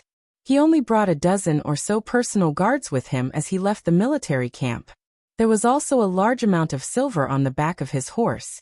According to the agreement between him and Yang Chendong, they only had 10 days at most to recruit soldiers and buy horses. After all, after a long time, the disappearance of the 10,000 Baiming army could not be concealed. At that time, if they did not leave, they might be pestered endlessly. Yang Chendong's goal was not the Baiming army's guard station in the new Ergon-Dusi area. He would not waste too much time and energy here. Not long after Yi La left, Yang Chendong issued 2 orders. First, the scouts were sent out to control the surrounding 20 li. Once they discovered the Baiming army's scouts, regardless of whether they were captured or killed, they were to create a vacuum and buy 10 days for Yi La. Second, the 2nd Cavalry Regiment, led by Lu Zhua, would be the vanguard to cross the Liao River first and enter the eastern Tatar region along the Ulugu River. At the same time, they would find a suitable place for the army to settle down and make preparations for the army's advance. The reason why the 2nd Cavalry Regiment was chosen was that there was a higher proportion of Mongolian cavalry in this army. With the 3rd Battalion commander Temu, as the vanguard of the vanguard, if anything happened, there would be more room to maneuver. The 2nd Cavalry Regiment and scouts were sent out. While waiting for Yi La's news, the army was digesting the results of the previous battle. There were more than 6,000 captives. How to deal with them had become a problem that needed to be solved. In the past, they would have sent them all to be sent to Chio to be sent to be dealt. However, from where they were now, it was extremely difficult to send all 6,000 of them to the seaside. In between, they would have to pass through many Baiming city guards, so it was basically impossible to do it without anyone noticing. Choose the brave ones to join the army. As for the others, arrange them to be logistics and drive carriages. Yang Chendong shook his head with a headache. He looked at the 3rd Division Commander Wu Sheng and Political Commissar Chen Bo. The strength of the Baiming army was uneven. and it was impossible to absorb all of them into the army. Otherwise, once the battle started, they would be affected by the enemy's morale. If they fled or even changed sides, they would be the ones at a disadvantage. Sixth young master, do you want to give the qualified soldiers horses? Chenbo asked. Although they had obtained many war horses in this battle, if each person was given one, it would not be enough. No need. Those who used to be cavalry, we will arrange them according to their strength. Those who are not cavalry, we will arrange for them to be infantry. How about this? We will form 10 infantry battalions and let Tiger's Man's independent regiment lead them. Yang Chendong shook his head. Resources must be used wisely. If they were not cavalry, they would not be able to display their strength. He wanted elite soldiers, not quantity. Understood. Wu Sheng and Chenbo nodded and went to make the arrangements. Yang Chendong, who was left behind, looked at Tiger's Man and coughed lightly. When we go back, break up the auxiliary battalions and let them lead the new Baiming army. Let's hope they can form a fighting force as soon as possible. Yes, young master, don't worry. I will arrange it immediately. Tiger's Man nodded solemnly. The burden on his shoulders was heavier, so naturally his responsibility was heavier. This was the young master's way of tempering himself. He had to use this opportunity to perform well. The barracks were bustling with activity. The Baiming prisoners were all broken up and began to participate in all kinds of tests. In the end, under the leadership of Tiger's Man, Wu Sheng and Chenbo, a total of 1,200 cavalry soldiers and 4,000 infantry soldiers were recruited. The remaining 1,000 soldiers were transferred to the logistics department to be responsible for cooking and driving carriages because of their physical fitness. The 600 cavalry soldiers were all added to the reinforced cavalry regiment led by Windchaser. There were still 3 battalions, but each battalion was in charge of 10 companies. They were completely reinforced battalions. The 4,000 infantry soldiers were broken up into 10 battalions and added to Tiger's Man's independent regiment. This regiment also reached the level of a division, with a total of 16 battalions and 6,400 soldiers. The logistics battalion was led by Beta Persei, 10 companies, a total of 1,000 soldiers. This allowed Beta Persei to satisfy his desire to be a general in advance. The Baiming prisoners were divided up and entered a period of adjustment. At this time, it had been 9 days since Yila left. In the afternoon, a group of 2,000 cavalry soldiers appeared outside the barracks. The commander was Yila, who had left not long ago. He had already heard from the scouts that Yila had returned. Yang Chendong personally went out to welcome him. What he saw was a group of soldiers coming from afar, but they were filled with a strong killing intent.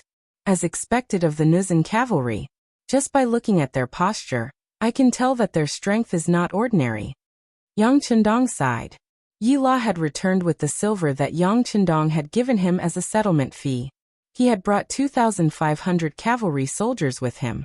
These people were finally divided into Yi La's command.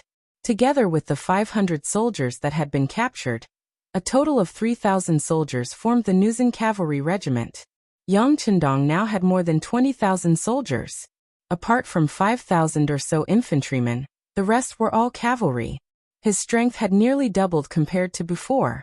This gave him more confidence in entering the Tatar and Wala region. That was not the only good news. Over the past 9 days, Wu Hua had been forging the chainmail day and night. He had led over 100 blacksmiths to forge the chainmail for more than 10 warhorses.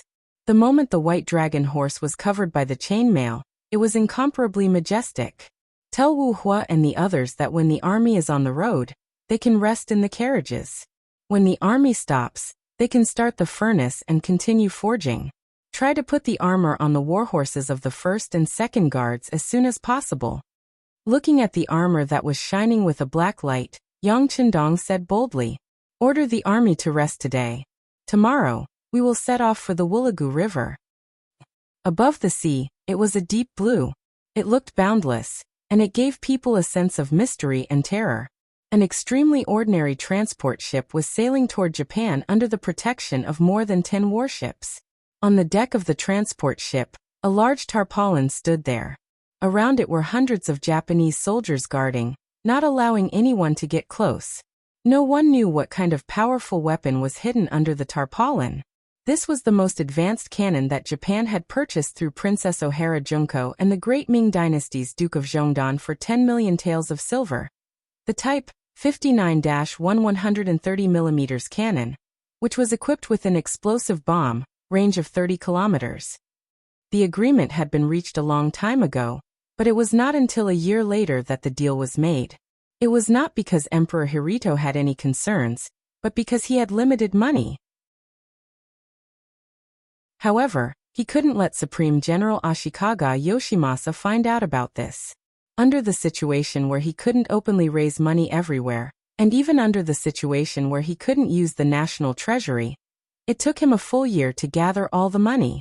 And this was the result of Emperor Yan'an secretly selling 2 of his imperial properties. Finally, he had enough money. Next, he arranged for his trusted minister Hirai and the former captain of Princess Junko's guard, Kobayashi, to go to the sea to trade with the mercenaries. Fortunately, the trade went smoothly. However, when they saw the Type 59-1 cannon on the transport ship, both Hirai and Kobayashi were shocked by the size of the cannon. It exuded a cold aura, like a steel work of art. The two of them could not help but click their tongues in amazement. After paying the money, Hirai and Kobayashi suppressed the excitement in their hearts and escorted the transport ship back to Japan. The wind was blowing. A storm was about to engulf them unstoppable. Taitsi, Bell Lake, Wulubon River, Saihan Mountain, Tatar Wala Mongolian. The vast area that belonged to them seemed to be either mountains or seas. Other than seas, there was only vast grassland. Yendu, also known as Lingjichuan in the Ming Dynasty, was a large town in the eastern part of Tatar.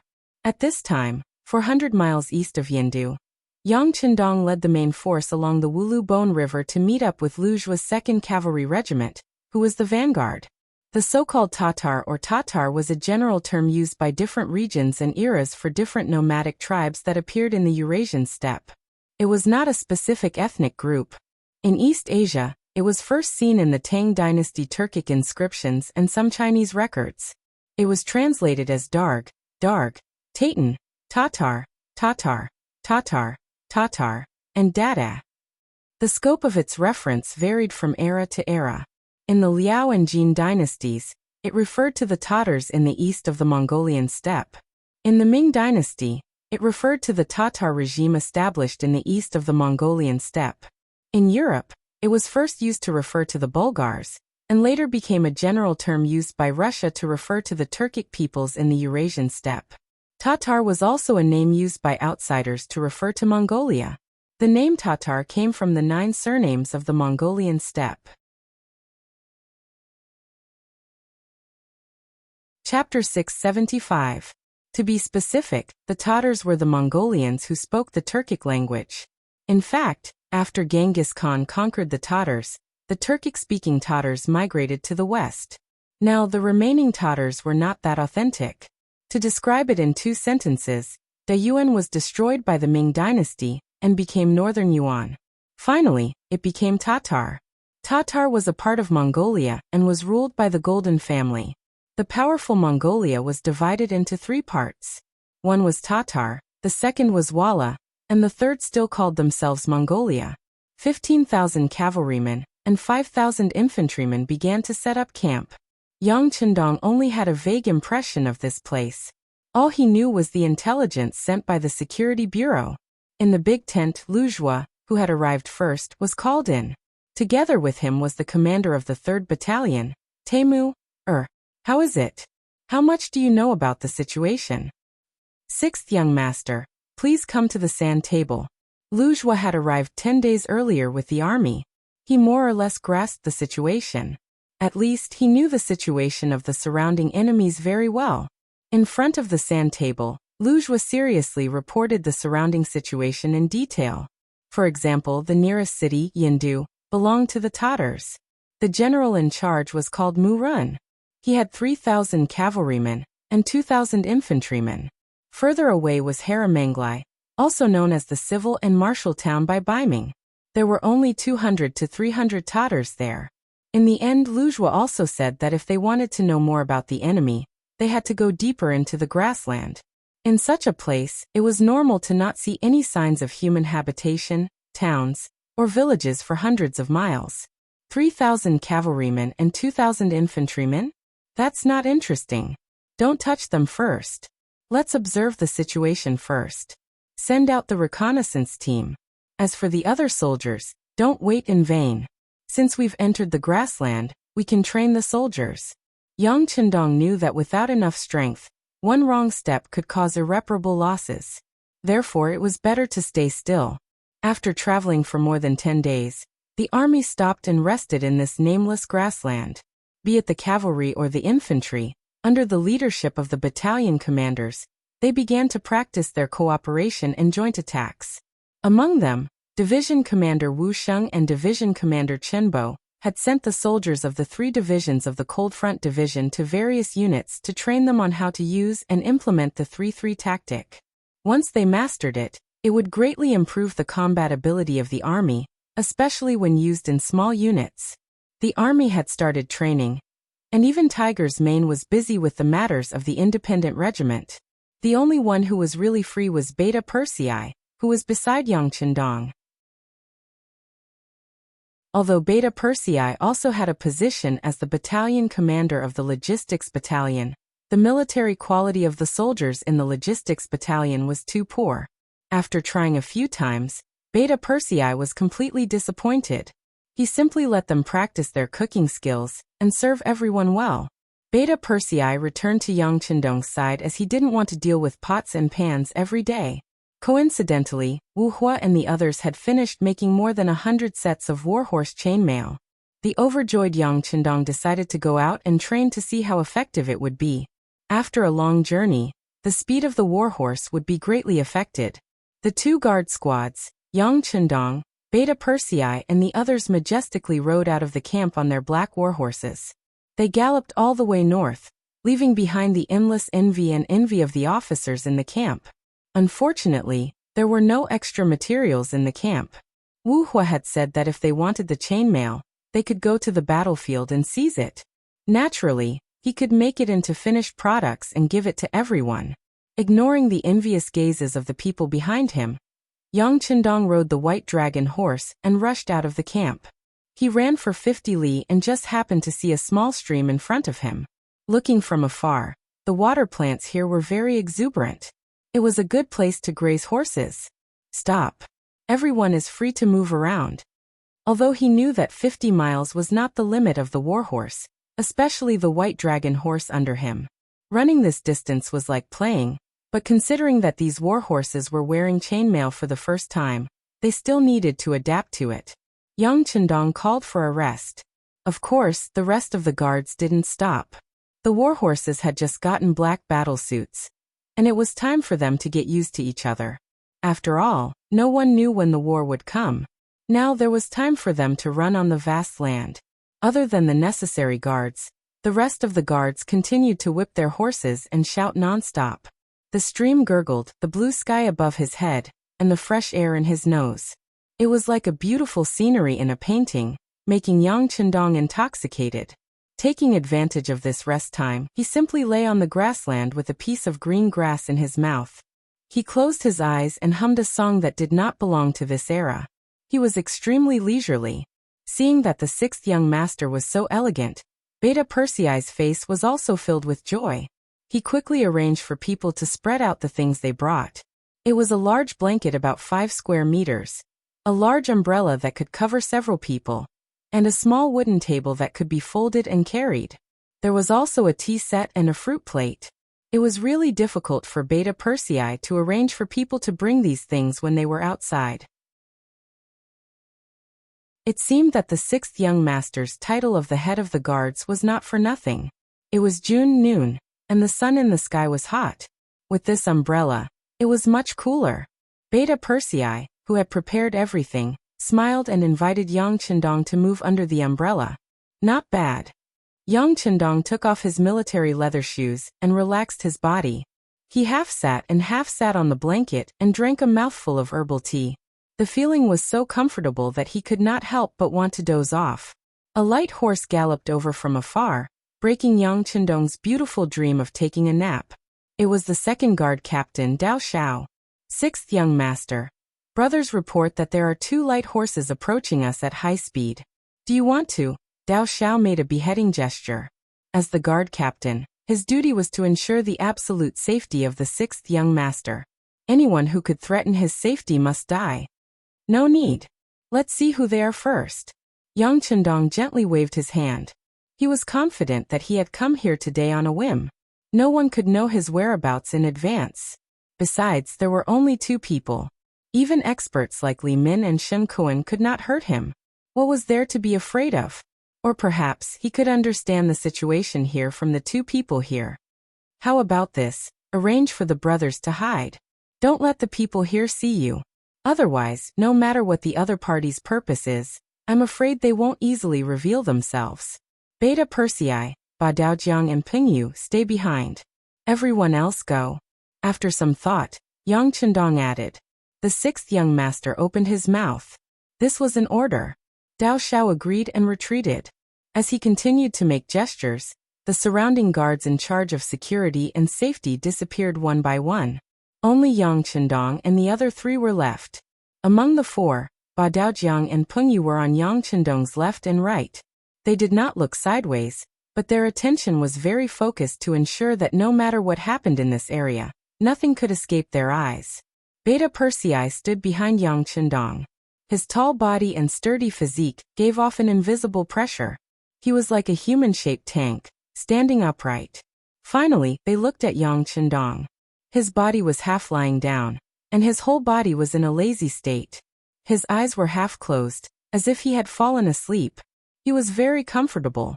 However, no one knew that even if his eyes were closed, as long as Yang Chendong wanted to, he could still sense everything that was happening around him. As long as he wanted, even the slightest change in his surroundings could not escape his senses. Da-da-da da-da-da. Just as the guards found a place to hide, the sound of horse hooves came from the puddle next to the stream. Beta Persei's soft voice also came from Yang Chendong's side. It's really 2 people and 2 horses, but they're all wearing black cloaks, so I can't see what they look like. It's okay. It's fine if they don't come over, but if they do, don't stop them. Yang Chendong's eyes were still closed, but Beta Persei's ears could still be heard clearly by Yang Chendong. The speed of a healthy horse had always been extremely fast. Just now, they had only heard the sound of hooves. In just a short while, the 2 horses were already in front of them. It seemed that they did not want to stay here, but when they saw that there were other people in the puddle, the leading horse suddenly reared up. After a neigh, it forced itself to stop. The horses suddenly stopped, and their target was the 6th young master. Ba Daojiang and Pengyu could not help but tense their bodies, and their right hands casually reached for the sabers at their waists. It was only 2 against 2, so they did not need to use their spears at all. They were confident that they would not lose with just their sabers. Whoa! A crisp female voice sounded, and then a voice like water and a song came from under the black cloak. Everyone, leave this place immediately. There will be danger here in a while, so please leave quickly. After saying this, the woman did not even have the intention to lift her cloak, and she urged her horse to leave. However, the horse that she was riding had only taken a few steps forward before it suddenly stopped. She then pointed at the horse and asked, "Is that your horse?" Looking at the direction of the cloak's finger, who else could it be but the white dragon horse? The white dragon horse was eating water plants by the stream. It seemed to have sensed something and raised its head to look at the cloaked woman. Then very humanly, it snorted disdainfully. The white dragon horse used to be a wild horse. Even after it was caught, no one could tame it except for Yang Chendong. If it was not for Yang Chendong's monstrous strength, it would probably still be in the stable now.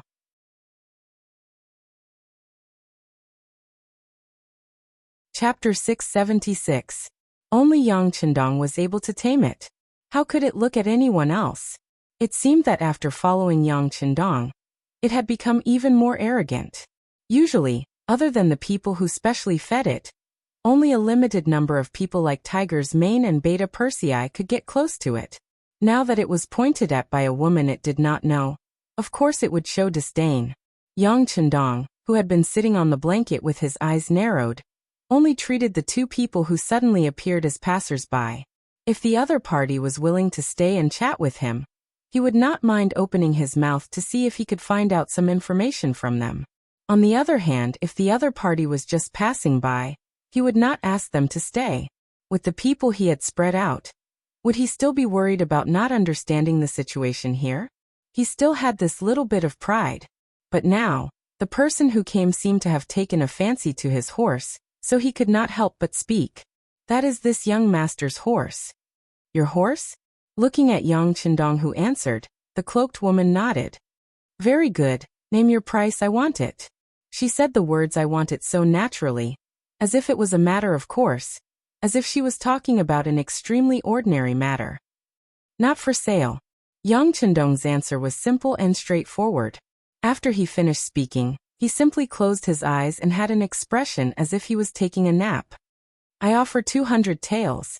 The woman did not seem to hear Yang Chendong's answer and offered a good price. Previously, it was said that an ordinary horse was around 10 to 15 taels, while a better war horse could be sold for 80 to 150 taels. Now that she offered 200 taels, it was not considered bullying. Not for sale for 2 million taels. Yang Chendong snorted. He had taken a fancy to the white dragon horse, and he had tamed it. These days, both sides got along well and had already developed feelings for it. He was not joking when he said that he would not sell it for 2 million taels. When the cloaked woman heard the same words, she thought that the cloaked woman was making fun of her. She said angrily, whatever this young lady fancies is mine. I'll give you a chance now. Take the 200 taels and leave. Otherwise, I'm afraid you won't be able to bear the consequences. Baoyin, pay up. As soon as the voice of the cloaked young lady faded, the cloaked man on the sturdy horse behind her had already taken out 200 taels of silver from his bosom. A package that was more than 6 kilograms was thrown over 1 meter in front of Yang Chendong, and the other 3. How dare you? Ba Daojiang and Peng Yu shouted in unison when they saw that the bag of silver had landed a meter away from them. If it moved any further, it might threaten the safety of the 6th young master. They pulled out their cavalry sabers. Beta Persei widened his eyes and clenched his fists. If it wasn't for the fact that the 6th young master was by his side and didn't give any orders, he would have already rushed out. On the other hand, Yang Chendong didn't open his eyes from beginning to end. It was as if the money wasn't for him and had nothing to do with him. You guys still want to fight? Hee Baoyin, it's time for you to show off. The cloaked young lady laughed when she saw Ba Daojiang and Peng Yu's actions. It was as if she had seen something that interested her. When the cloaked man heard the young lady's order, he sighed and said, Young lady, don't. We'll just give them the money. There's no need to fight. We still have important things to do. No, they made this young lady unhappy. I have to teach them a lesson. Baoyin, is it because your strength has regressed and you're afraid? The cloaked young lady said unyieldingly. She even turned her head back on her horse, as if she was asking something. Okay. I'll teach them a lesson, but I won't hurt them. The man called Baoyin seemed to have given in after being stared at by the cloaked young lady. Then he jumped down from his horse and reached out his right hand to take off the cloak on his head, revealing a harmless face. He had the typical appearance of a Mongolian, and was a little handsome. Of course, the most eye-catching thing about him was that he always had a smile on his face, which gave people a natural sense of closeness. Gentlemen, I'm sorry. My young lady likes wild horses, and it's fair to pay the money. Why don't you sell it?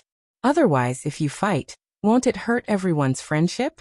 It was a completely negotiating tone. It didn't seem like the legendary Mongolians who would start a fight if they didn't agree with each other. This attracted Yang Chendong's attention. What's your name? Baoyin, right? If I'm not wrong, Baoyin means fortune in Chinese. It's very fitting for a person like you. Since you're so polite, we shouldn't bully you too much. Ba Daojiang, you go. Remember, just defeat him. Don't hurt him. Just like the cloaked young lady, Yang Chendong said casually, as if he didn't take Bao Yin's threat seriously. Yes. Ba Daojiang, who was called out, immediately responded and strode towards Bao Yin. From the looks of it, he didn't have any intention of drawing his sword. He was going to use his hands to fight. Of course, Ba Daojiang's strongest skill was his fists. When Bao Yin heard Yang Chendong talking about the situation so casually and saw someone walking towards him, he was stunned by the change in the situation. He then smiled and scratched his head. "Young master, are you sure you won't come at me together? If that's the case, you won't stand a chance." "It's fine. I have confidence in my brother." Yang Chendong chuckled. However, when Ba Daojiang heard this, he couldn't help but feel shocked. The young master treated him as a brother and trusted him so much. Just based on this, he couldn't embarrass himself. Ba Daojiang focused all his energy on his arms and decided to perform well. He didn't want to let down the sixth young master's trust. "All right."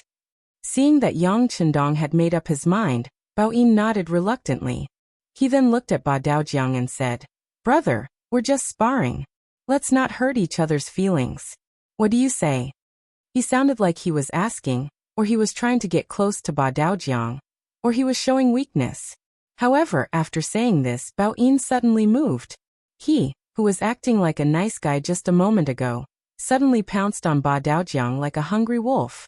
As he dashed forward, the sound of something breaking through the air was heard, bringing with it a strong pressure. Good timing. Ba Daojiang, who was prepared for Bao Yin's sudden change, was not caught off guard. When he saw Bao Yin pouncing on him, he raised his hand and threw a punch. He accurately aimed at Bao Yin's chest. Ba Daojiang remained calm and did not panic at all. Bao Yin saw this and a look of surprise appeared on his face.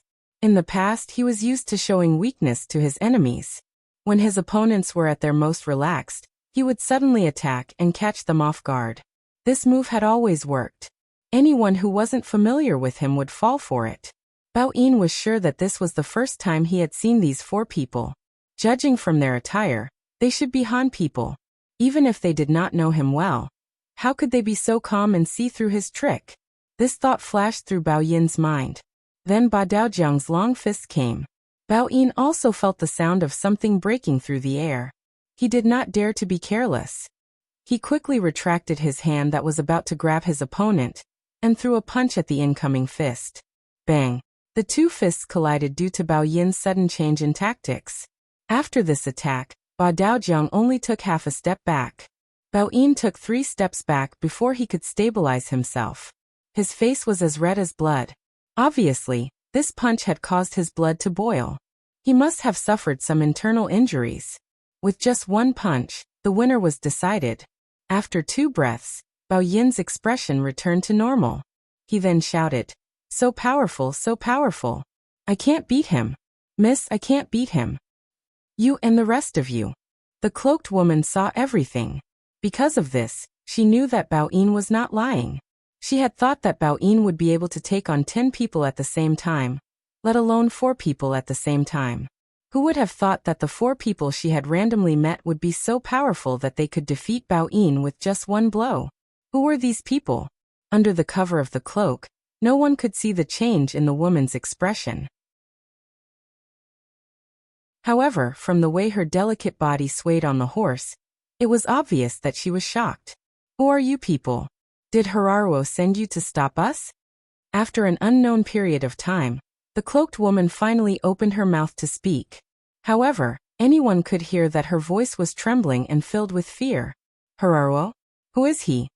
Yang Chendong only felt that the name sounded familiar. However, he was sure that he did not know this person. Therefore, he simply shook his head. "You were not sent by Hiraruo to stop us?" The cloaked woman asked again, seemingly in disbelief. Sigh. Yang Chendong, who was sitting on the blanket, shook his head helplessly. "I say, which eye of yours saw us stop you here? It was clearly you who took a fancy to my horse and wanted to take it away. Of course, if you don't believe me, you can leave now. See if anyone will stop you." Yang Chendong looked at the cloaked woman as if she was an idiot. He really did not know what kind of intelligence this woman possessed. Her imagination was too infinite. Once the matter was exposed, the cloaked woman closed her mouth. She clearly knew that she had misunderstood the other party. Behind her, Bao Yin rolled his eyes and nodded. "Yes, this young master and the other heroes. We have misunderstood you. I am sorry. How about this? We will leave now. Leave now.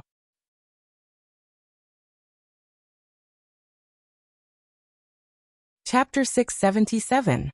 As he spoke, Bao-in returned to his horse and leaped onto it. But before he could urge his horse to leave, the cloaked woman's voice rang out again. Yes, we misunderstood you. We are indeed being chased. Now that you have seen us, please swear to the longevity heaven that no matter who asks you, you will not say that you have seen us here.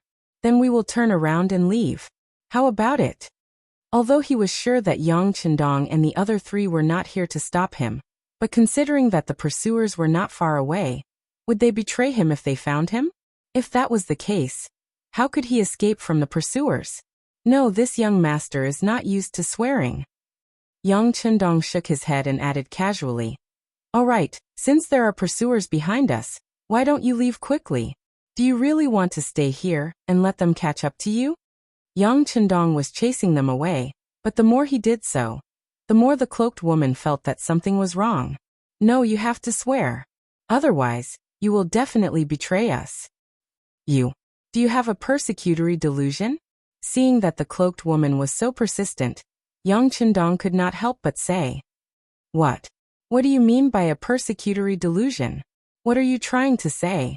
The cloaked woman's hearing was good, so she heard everything clearly. Because of this, she wanted to know more.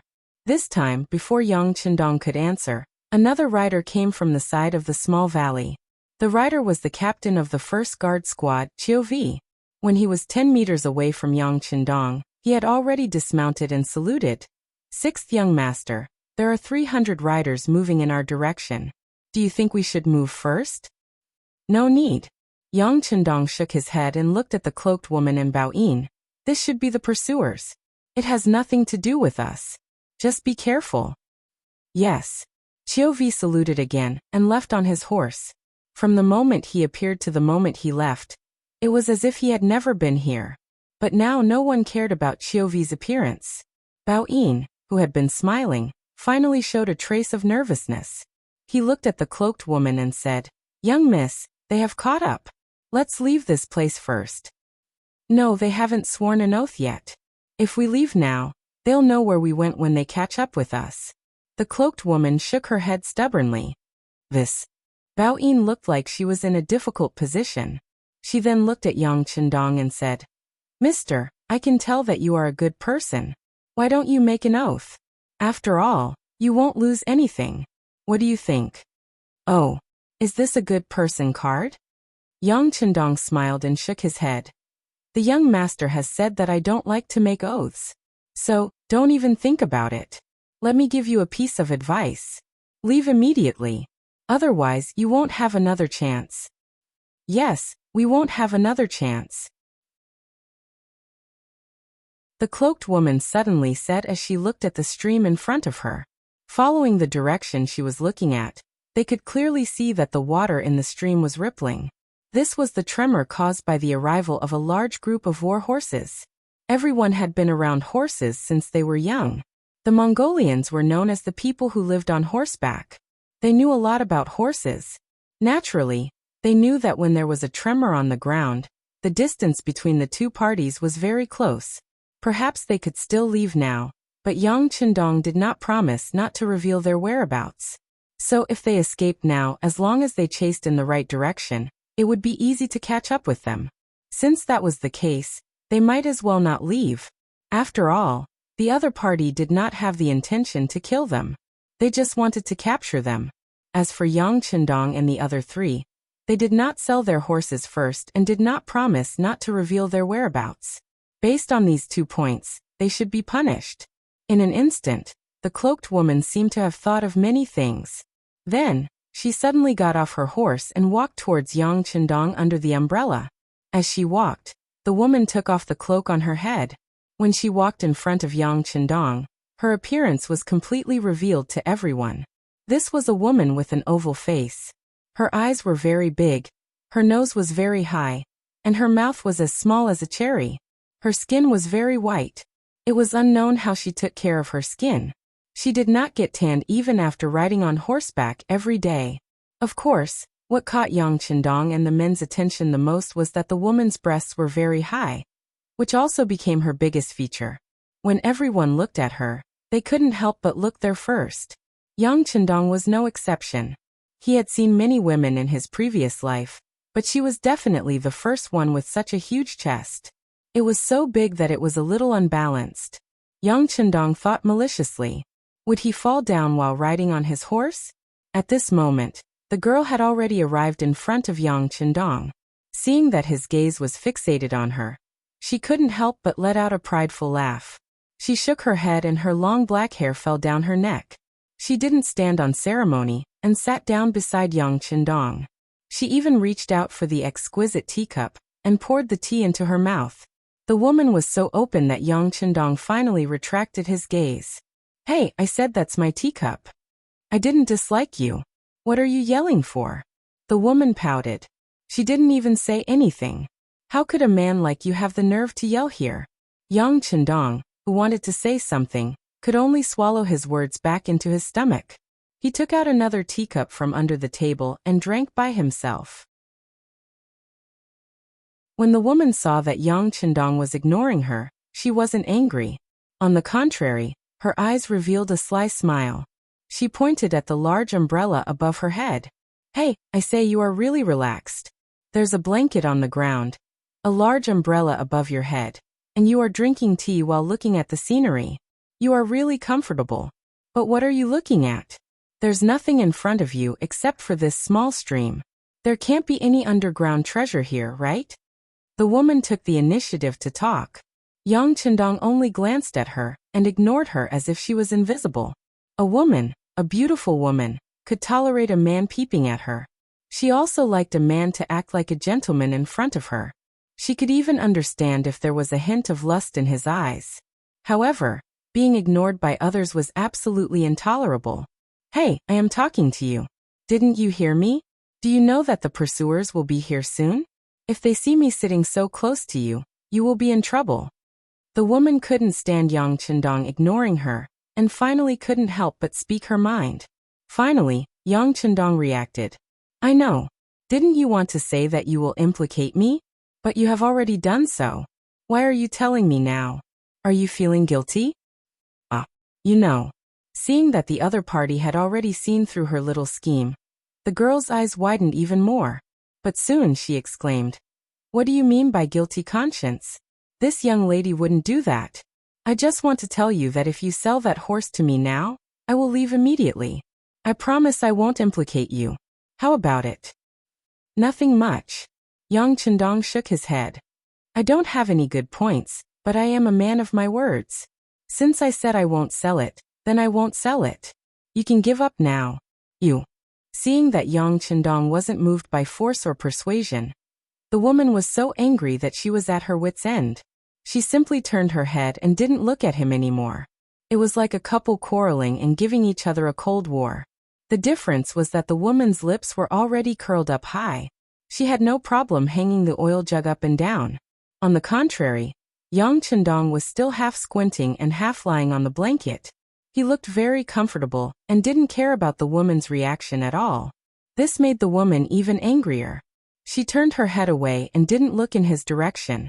Beta Persei and the other three who were standing around could only shut their mouths tightly. They even deliberately suppressed the sound of their breathing, afraid that they would make a noise and provoke their master's displeasure. Clatter, clatter, clatter. In just a short while, the sound of horse hooves could be heard clearly. Then, after a cloud of dust, a group of 300 cavalrymen wearing foreign race clothes finally appeared in the middle of the ditch, beside the small stream. Sigh. With a sigh, the woman put down the teacup in her hand. She knew that she would have to leave with these people in the end. And from now on, she would have no freedom. Thinking of this, she didn't know why she thanked Yang Qindong. Thank you for the tea. Although I don't know how to taste tea, it was very fragrant and delicious.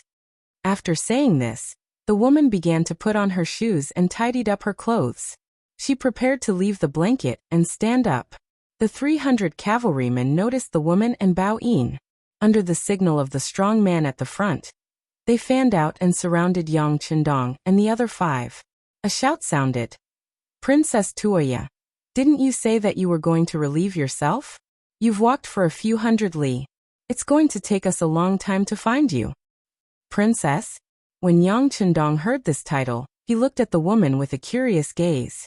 As far as he knew, the imperial daughter of this prairie was different from the imperial daughter of the great Ming dynasty, but at the very least, she was the daughter of a great Khan or Khan. No wonder he felt that this girl's every movement gave people a feeling of magnanimity. It turned out that she was someone with some status.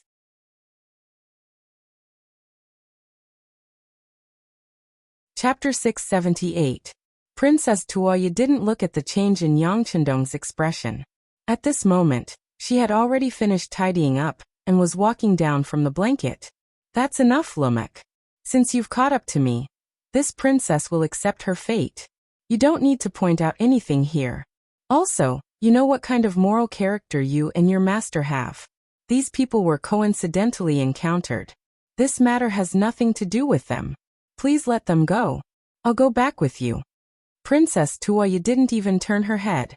She only extended her hand and pointed below the large umbrella. After saying this, she very confidently walked towards her warhorse with large strides. At this moment, another voice just happened to ring in her ears. Bring everyone here back. Princess Tuoya was about to mount her horse when she heard that she was going to bring everyone away. She suddenly turned her head and looked at Lumek. What? Didn't you hear what this princess said? I said this matter has nothing to do with these four people. Apologies, Princess Tuoya. I don't take orders from you. Lumek replied expressionlessly. Soon after, when his gaze landed on Yang Chendong's group of four, his eyes revealed a hint of bloodlust. I suspect that these four people are Baiming spies. Capture them all. Spies?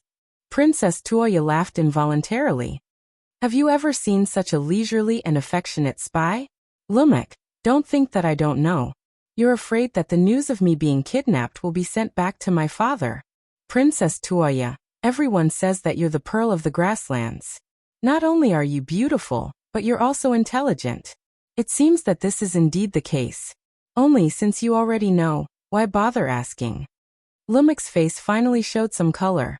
However, no matter how one looked at it, it still seemed like he was mocking her. When he looked at Yang Chendong's group of four, his gaze even more playful.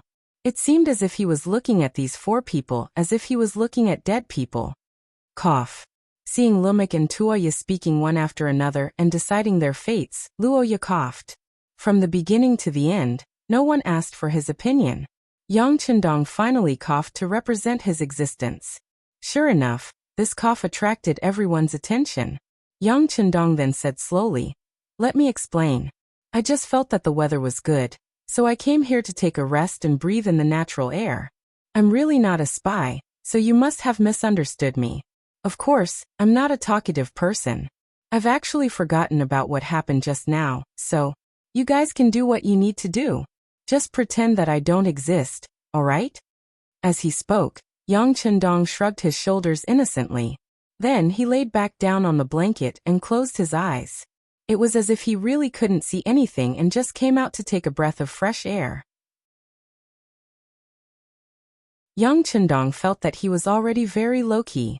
Although he was very curious about Princess Tuoya's identity, Rumk's background also piqued his interest. However, he really didn't plan to do anything now. Whether he was a friend or a foe, he had to investigate to find out. Before that, it would be best if he didn't make a move. However, he didn't know that his current attitude was a provocation in Rumk's eyes. What do you mean by treating you like an invisible person? You're standing there alive, alright? Princess Tuoya looked at Yang Chendong's attitude, and her beautiful eyes widened again. She really couldn't understand. Is there something wrong with this young and handsome young master's brain? Do you think we're here for a gathering of friends? Who is Rumk? He's a devil who kills without batting an eyelid. What you're doing is simply provoking him, alright? It'll lead to unforeseen and serious consequences. Or do you think you're very good at fighting? There's a total of 4 of you.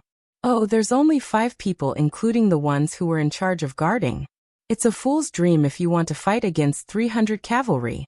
Princess Tuoya, who couldn't figure out whether Yang Chendong's brain was damaged, felt that the situation was a bit tricky. Rumk was already provoked by Yang Chendong's disregard. In his eyes, this kind of provocation made him want to laugh out loud. This man dressed like a Han and dressed in green probably doesn't know who I am. I hope he'll still be able to laugh when I catch him and chop off his head. What are you still standing there for? Capture him. Kill anyone who resists. The infuriated Rumk issued his threat for the third time. The 300 cavalrymen behind him also felt their souls returning to their bodies. They were also confused by Yang Chendong's performance just now. They wondered how there could be such a reckless person in this world. Since the general had given the order, they naturally wouldn't be polite. Each of them mounted their war horses and began to shrink the encirclement, moving towards the umbrella. There were also a few cavalrymen who very straightforwardly put away their cavalry sabers and raised their arms. Their appearance was clearly telling the others to watch how he would capture someone alive with his bare hands. Rumk, you dare! Princess Tuoya obviously knew what was going to happen next. When she thought about how she was going to cause the deaths of 4 innocent people, she was so angry that her face turned completely red.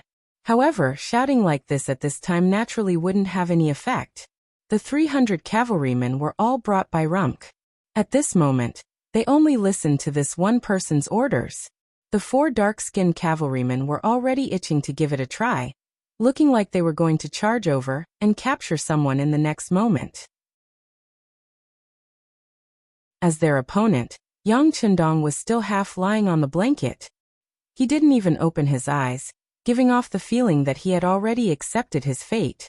Right at this time, when the cavalrymen were about to make their move, a wave of earth-trembling sounds suddenly sounded. The small stream's water began to ripple again. This movement also attracted Rumk's attention. When he couldn't help but turn around to take a look, his expression immediately became extremely unsightly. Behind them, a group of cavalrymen stood impressively. They were uniformly dressed in pitch-black iron armor and wore unknown military green helmets on their heads. Below the helmets was a black iron mask that completely covered their faces, making it impossible for others to see their appearances. At the same time, a wave of austere aura flickered. What was even more frightening was that the war horses they sat on were actually completely covered in black iron. Even at the position of the horses' legs, only a small section was exposed. It was equivalent to almost completely wrapping and protecting the war horses, achieving the effect of absolute impenetrability. You. Who are you? Rumk couldn't help but swallow a mouthful of saliva as he asked.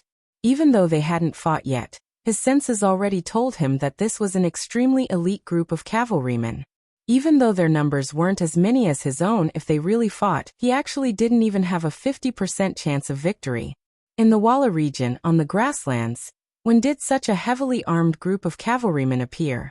Why didn't he have any information about them before? Could it be that Princess Tuoya brought them here for the sake of robbing and killing him? Thinking of this, he couldn't help but shift his gaze towards Tuoya. What he saw was a similar expression of shock. Suddenly, Rumk thought of something and quickly turned his gaze towards Yang Chendong, who was under the large umbrella. Unfortunately, he was still half lying down and sleeping. There was nothing different about him at all. A huge question arose in his heart. But Rumk also knew that this wasn't the time to ask questions. Since the enemy had appeared behind them, of course, they had to kill them first. Everyone pay attention. Turn your horses around and prepare to charge. Whoosh. The 300 cavalrymen quickly turned their horses around and drew their sabers, preparing to charge. Charge. Kill. In the next moment, almost at the same time, both sides launched their attacks forward. At this moment, the battle cries disrupted the tranquility by the stream. At this moment, blood began to wreak havoc, and the pungent smell of blood permeated the originally fresh air. Yang Chendong also sat up. At this moment, he couldn't pretend to be asleep, and he couldn't treat everything with indifference. He wanted to see just how powerful this black armor that had cost a fortune to create was.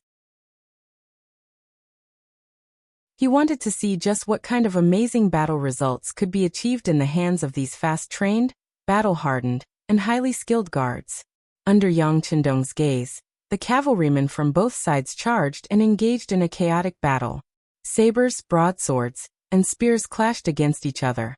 From time to time, there would be cavalrymen falling from their horses. From time to time, there would be streams of blood spurting into the sky. And from time to time, there would be cries of pain. After carefully observing the battlefield for a moment, Yang Qindong's lips curled up. As far as the eye could see, all those who fell from their war horses were enemies. Until now, not a single guard had died in battle, and not even a single one had been injured. Of course, this didn't mean that they wouldn't be injured, but because the protection was too comprehensive, they didn't even need to think about defense when facing the enemy. They only needed to swing their sharp sabers and kill. Regardless of whether it was themselves or their horses, they had absolute protection. Unless the enemy's saber, sword, or even arrows could shoot into their mouths or eyes. But obviously, the guards' military quality was quite high, and they would never allow these key positions to become the enemy's target. After observing for a moment, Yang Qindong felt relieved. He had a deeper understanding of the warhorse armor, but it was a pity in his heart. The materials needed to create a warhorse armor like this were too much. If he could really have 10,000 cavalrymen like this, wouldn't he be able to sweep through the entire grassland without any opponents? After relaxing, he poured himself a cup of tea and said softly, "Good, the tea is still warm." While Yang Qindong was leisurely sipping his tea, more than half of the 300 enemies were dead or injured. Even if less than half of them were alive, most of them were injured. If not for their excellent horsemanship, they would have fallen from their horses by now.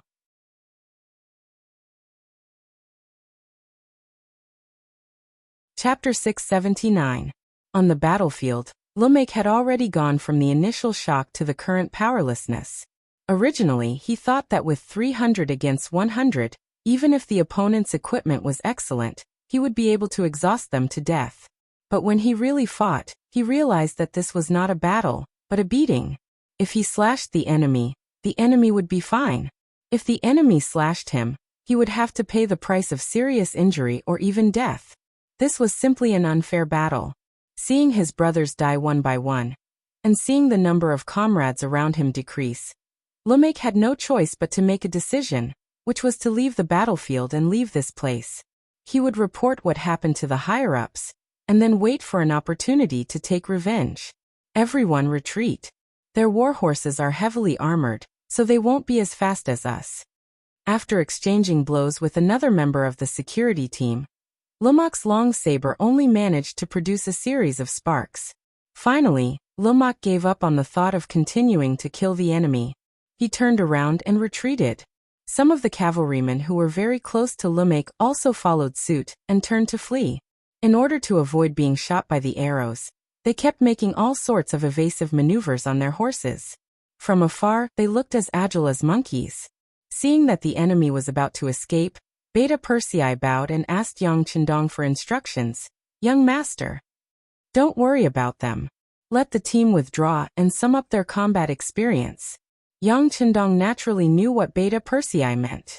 Now that Lumek was leaving, it was just as he had said. The members of the Iron Cloak Guards were clearly at a disadvantage in terms of speed. It was impossible to chase after them, and even arrows might not be able to reach them, unless they used guns now, but this might expose their identities. After all, an army with continuous fire guns would easily make people think that they were related to mercenaries. He dared to use it against the Baimen guards because he believed that none of them would be able to escape. But now he did not have the confidence to kill all of Lumek and the others. Since that was the case, he might as well let them go. Of course, if the other party wanted to take revenge because of this, he would eat as many as they came. He was never afraid of war. For example, many founding emperors had gone through countless battles and life-and-death situations to achieve success. But then, they would talk about using virtue to win people over and rule the country with literature. Yang Qindong was different from them. He started from nothing, and he relied on his powerful martial strength to achieve all of this. Therefore, he would not be like the other emperors and hide anything. So what if he established the country with martial prowess? Since the country was founded on martial prowess, why should they fear war? Right now, the 5-star army needed a baptism of war. So if there must be a storm, then let the storm come fiercely. That's right, Arrange for people to post the sentries further away. If the enemy makes any strange movements, immediately inform the surrounding troops to surround and eat them. After that, Yang Chendong picked up the teacup on the small table and drank it slowly. Yes. Beta Persei stood up straight and waved to the fully armed guards who were still waiting for orders. Immediately, more than 100 riders scattered in all directions, appearing and disappearing as mysteriously as when they first appeared. The difference was that when they left, they took away the captured war horses and the enemy's corpses. Hey, these are indeed your troops. Hey, who are you? My name is Narain Tuya, and my father is Sud, the Khan of Mabe, Mongolia. This hand gesture was seen by the sharp-eyed Princess Tuya. She immediately skipped back to the umbrella, taking off her riding boots and sitting down on the blanket without regard for anyone else. Princess Bao-in, who was accompanying her, saw that Tuya had exposed her identity and wanted to stop her. Unfortunately, it was too late, so he simply shut his mouth. Mabe, Mongolia. Yang Chendong listened to the introduction and nodded silently. In 1402, Northern Yuan was destroyed. After the Yuan dynasty was destroyed, Mongolia was divided into many tribes. Later, it gradually formed into 3 major tribes according to the area they lived in. The Mongols, who were distributed in the Inner Mongolia Autonomous Region, and the 3 northeastern provinces were called Mabe Mongolia, which was also known as Korkan tribe. The Mongols who were distributed in Xinjiang, Qinghai, and Gansu were called Mabe Mongolia, which was also known as Khalkha tribe. The Mongols who were distributed in Xinjiang, Qinghai, and Gansu were called Mabe Mongolia, which was also known as Oirat Mongolia. The territory of Mabe Mongolia should be between the Wala and Tatar tribes. This could also explain why Yang Chendong would coincidentally meet Princess Tuya here. I'm just a nobody, not worth mentioning. Yang Chendong casually waved his hand and had no intention of saying his name. Hey, you're so boring. I've already told you my name and identity, but you're not even willing to say your name. That's unreasonable. How about this? You tell me your name, and I'll tell you why Lumik is chasing me. How about it? Tuya looked angry at first, but when she saw that Yang Chendong was unmoved, she could only suppress her dissatisfaction and add another bargaining chip. Needless to say, Yang Chendong was really curious about Lumik's identity. He actually dared to make things difficult for Princess Tuya, the daughter of the Mabe Mongolian Khan. After thinking for a while, he thought that it was just a name, and he wouldn't lose anything. He nodded and said, "Okay, I'll tell you. My name is Yang Dong." Yang Dong was Yang Chendong's name in his previous life, so it wasn't a lie. Yang Dong. I've never heard of you. Tuya first rested her chin on her hand and thought carefully. However, she didn't have any impression of him, so she simply didn't care so much. Instead, she laughed and said, "This Lumik, he's from Agar Dorji. Right? You know this person, right?" I know. He's Tuachuo Buhua's younger brother from a different mother." Yang Chendong nodded. This information had been reported by the Security Bureau a long time ago. Speaking of which, this happened last year. Just like in history, the Wala's leader, Yeshen, and Tuachuo Buhua were known as monarch and minister, but only in name. Tuachuo Buhua's wife was Yeshen's sister. Yeshen wanted to make his sister's son the crown prince, but Tuachuo Buhua refused. Yeshen suspected that Tuachuo Buhua was secretly in cahoots with the Ming dynasty, which was disadvantageous to him. As a result, in the 12th month of the second year of Jingtai, 1451, he attacked.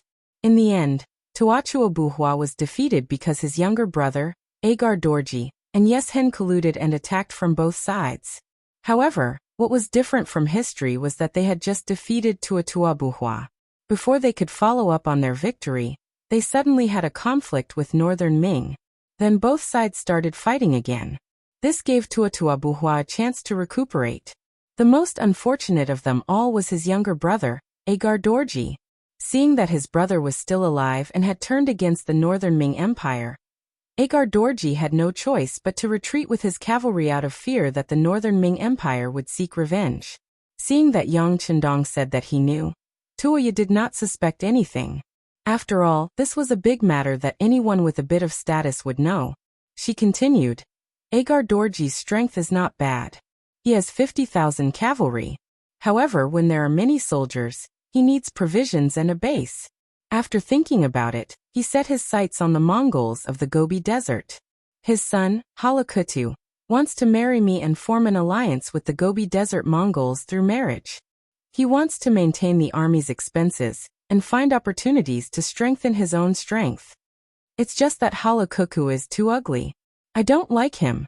That's why even though Father Khan ordered me to go to their camp, I still managed to find a way to escape. What do you think? I'm smart, right? Tuoya said proudly, as if she had done something amazing. When Yang Chendong heard all of this, his face darkened. That, you don't want to marry him because he's ugly? That's part of it. Without noticing the change in Yang Chendong's expression, Tuoya continued. It's mainly because my father understood the purpose of Agar Dorji.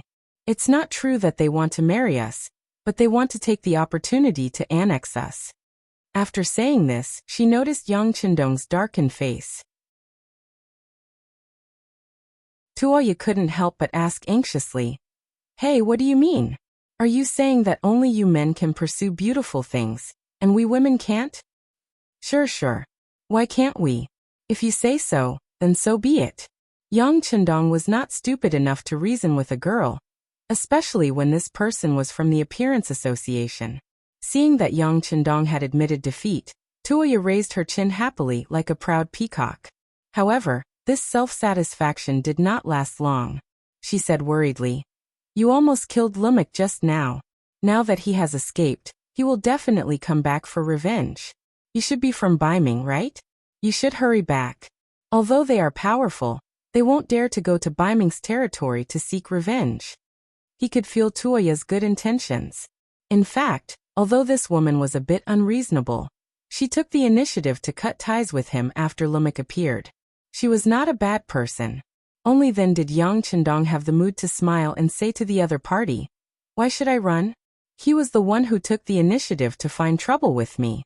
He wanted to kill me. I can't just stretch my neck and wait.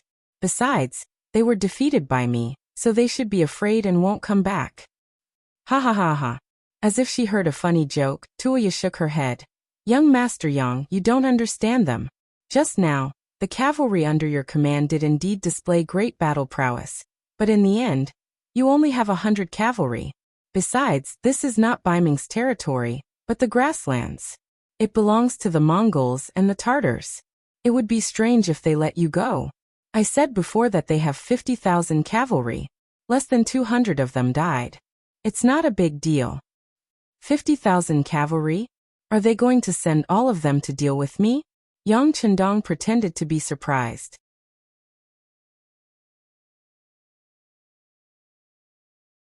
Chapter 680. That won't happen. Their main force is not around here. After all, this place is also our Khalkha tribe. If they send out their army without permission, it will cause a misunderstanding. But it is still possible for them to send 1,000 cavalry. No matter how powerful your cavalry is, it is still impossible for 100 to fight 1,000. Besides, your cavalry is not without weaknesses. Anyone can see that they are not fast enough. Once they are entangled in a battle of attrition, they will eventually lose. Tuoya's analysis made Yang Chendong nod his head. If the other party only sent 1,000 cavalry, then he had nothing to be afraid of.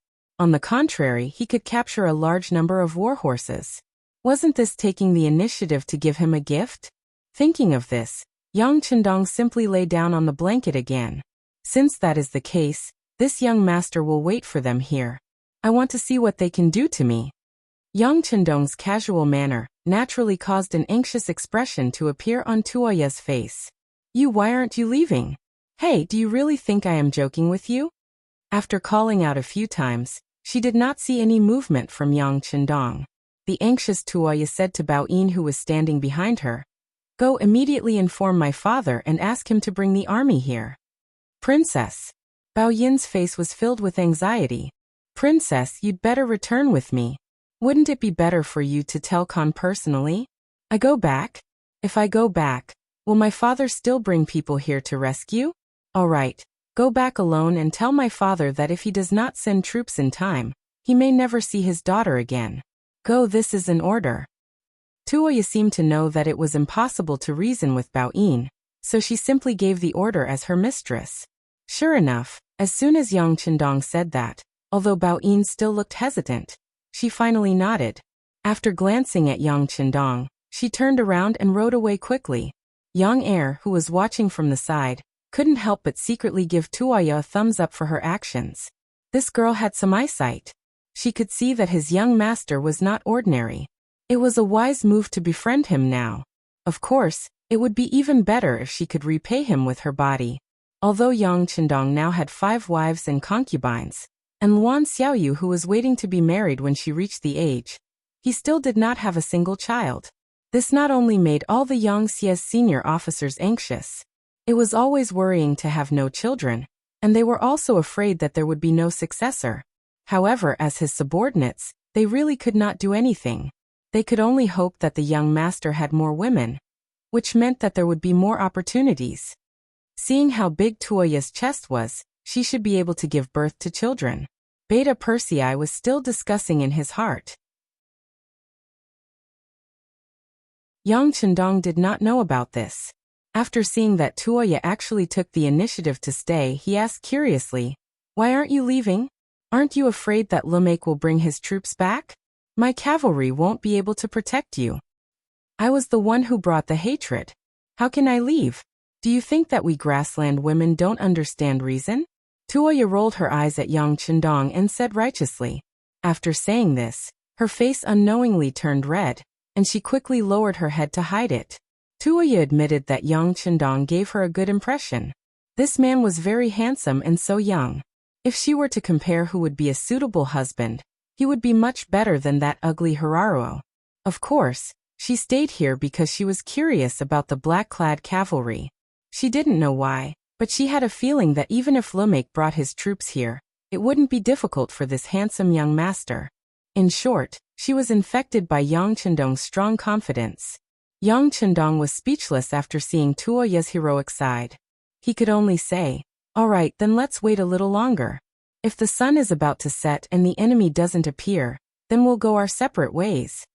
After saying this, Yang Qindong took a sip of tea and closed his eyes again. Tuoya, who wasn't chased away, didn't care about this. Since she was able to stay, she used this opportunity to talk nonstop like a machine gun. She selectively told Yang Qindong some of the secrets of the grassland that she knew about. Although it was selective, some things were still kept secret to the outside world. This piqued the interest of the 6th young master, who had originally wanted to close his eyes and take a nap. After a while, the conversation between the two of them became more and more lively, as if they were old friends. Lumek fled in defeat. After running a certain distance, he saw that there were no invincible soldiers chasing after him. He couldn't help but breathe a sigh of relief. But then his face was filled with anger. He and his 300 cavalry couldn't even defeat the enemy's 100 cavalry. To him, this was absolutely intolerable. As a proud general, of course he wouldn't let this matter pass. He wanted revenge. "Let's go. Come with me to find the young master." Lumek whipped his horse and led the defeated cavalry to turn a corner and gallop away. His luck wasn't bad. He originally thought that he would have to run for 2 hours before finding Hiraruo. He didn't expect that the young master was worried about Tuoya, and had already chased after him with 5,000 cavalry. Hiraruo had 5,000 cavalry. Even if they met the Mongolian cavalry of the Gobi Desert, they would be able to protect themselves. After all, neither side wanted a war of this scale. The answer was likely to be a mutual retreat. With this in mind, Hiraruo wasn't too surprised when he saw Lumek appear with his defeated army. "What's wrong? Did you meet the main force of the Gobi Desert?" "Young master, I don't know if that's the case," Lumek said gloomily. It didn't matter if they lost the war. As long as they were still alive, they could always learn from the experience and fight again. But what he couldn't accept was that he didn't even know the enemy's background. "You don't know?" Hiraruo's face turned ugly. He wanted to shout out trash, but when he thought about it, he suppressed his anger and asked, "Tell me what's going on." "Yes, young master, the situation is like this." Lumek chased after Tuoya, but there was someone else with her. Especially a handsome young man. Then, a group of unknown black cavalry appeared. Halarua listened silently at first. When he heard that Tuoya was with a young man, his eyes became as deep as water. Although he only liked Tuoya for her beauty and wanted to use the marriage to find a place to develop, Tuoya was already like a piece of meat in his heart. How could he allow another man to taint her? Take me to him. I want to kill him. Hararu roared. The murderous intent in his eyes was almost tangible. Beside a small stream, under a large umbrella, Yang Chendong drank the last cup of tea. His face was filled with satisfaction and regret. He was satisfied because of the leisure he had for half a day. Usually, when he was in the military camp, he would either read information or look at the sand table. Occasionally, when he had time to rest, he would exercise his body. When had he ever relaxed like today?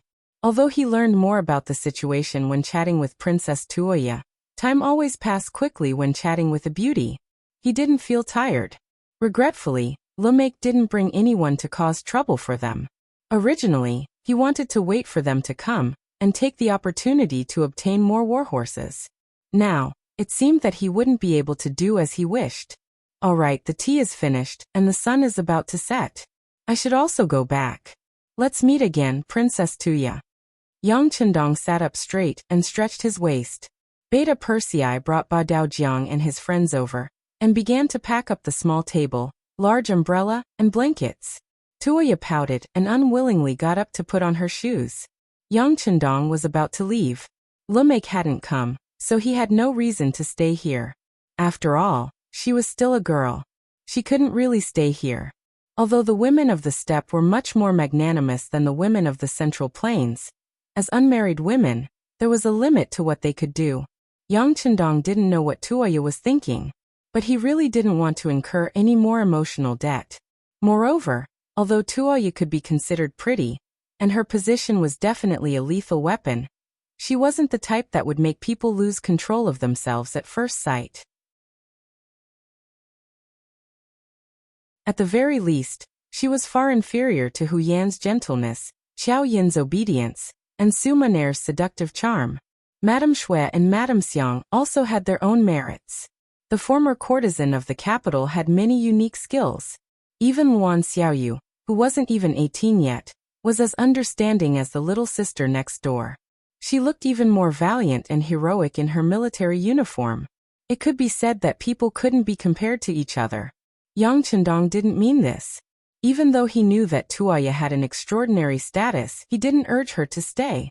How could a man rely on a woman and his pants to establish himself in the world? At this moment, even though he saw Tuoya's unhappy face, Yang Chendong didn't have any intention of changing his mind. He remained silent the entire time, watching Princess Tuoya walk in front of his warhorse with a face full of displeasure and reluctance. Report. Seeing that Tuoya had already lifted one of her feet and was about to get on her horse at any moment, First Guard Captain Chiovi appeared in front of him. With a loud shout, he broke the originally peaceful atmosphere. Chiovi didn't kneel, only saluting with his body stretched taut. He said, "The scouts report that there's a group of cavalry approaching us from the northwest. There are about 5,000 of them." 5,000 cavalry. A look of shock flashed across Yang Chendong's face. He had thought that Ramak would come for revenge, but he didn't expect so many cavalry. If he had been prepared, with the 15,000 cavalry in his hands, he naturally wouldn't be afraid of 5,000 infantrymen. But the enemy had come too suddenly. He didn't know how many cavalry he could mobilize in such a short time.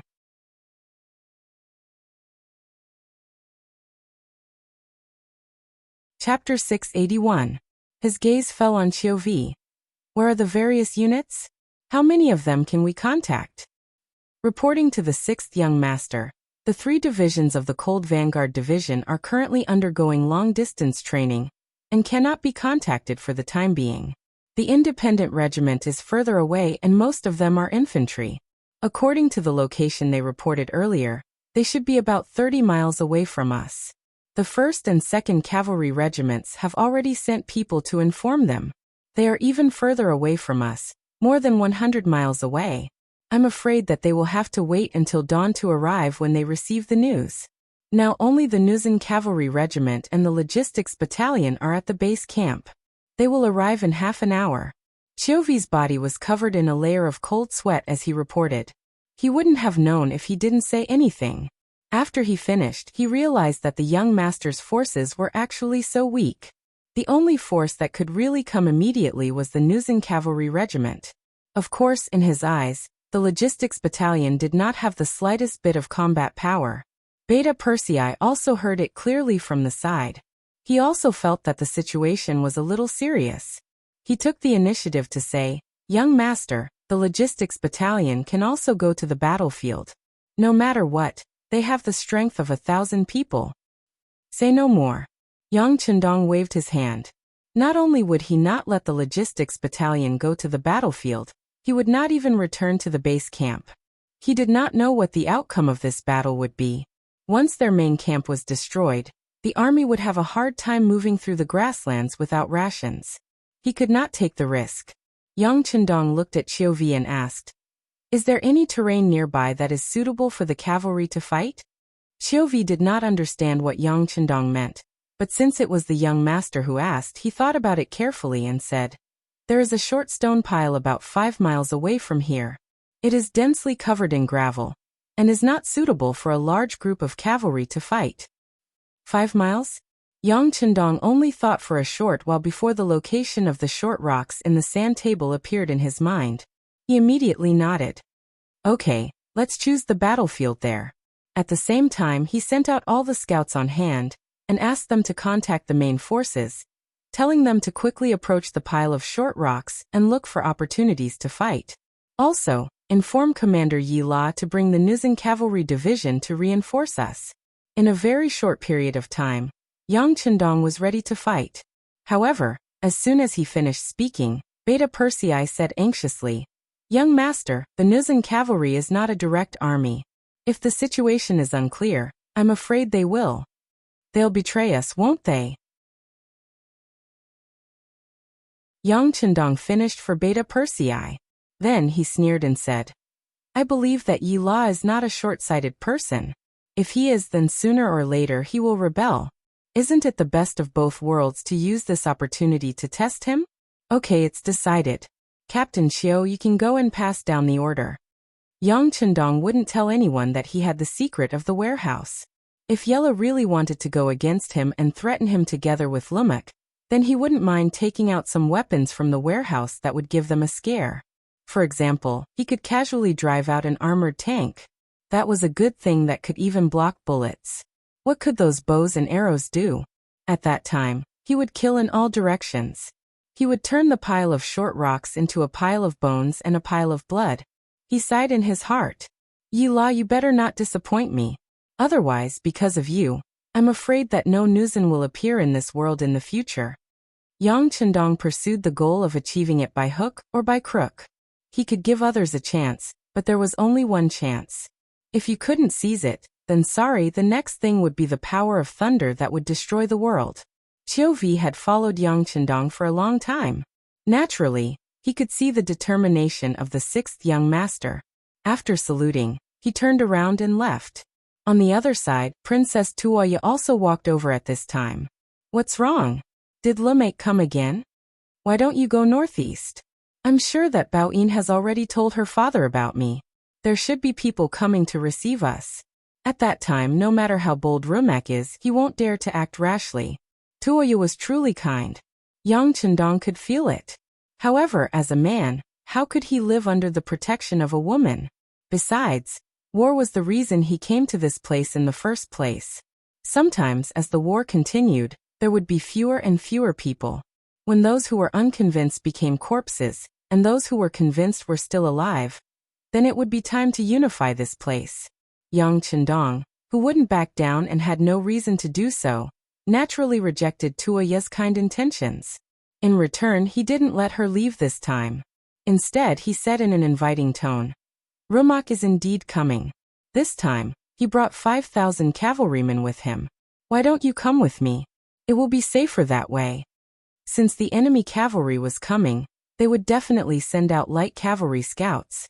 Once they found out that Tuoya was alone, there was no telling what would happen. As a man, he naturally had the responsibility to protect a woman. Not to mention, she wanted to help him out of kindness. Me? Tuoya pointed at herself and said in disbelief. You allow me to follow you? Yes, for your safety. It should be now. Rumak's cavalry scouts should have surrounded us. It is too dangerous for you to leave now. Yang Chendong said seriously, trying to be as emotionless as possible. However, when Tuoya heard this, she was still touched. See, he is still worried about me. Although she couldn't say that she liked Yang Chendong, she didn't know why, but at this moment, her heart was filled with joy and joy. Things were just as Yang Chendong expected. Rumak's cavalry scouts had indeed locked onto the stream. When the first and second squad walked towards the pile of short rocks, they followed from a distance. These scouts didn't have any intention of attacking.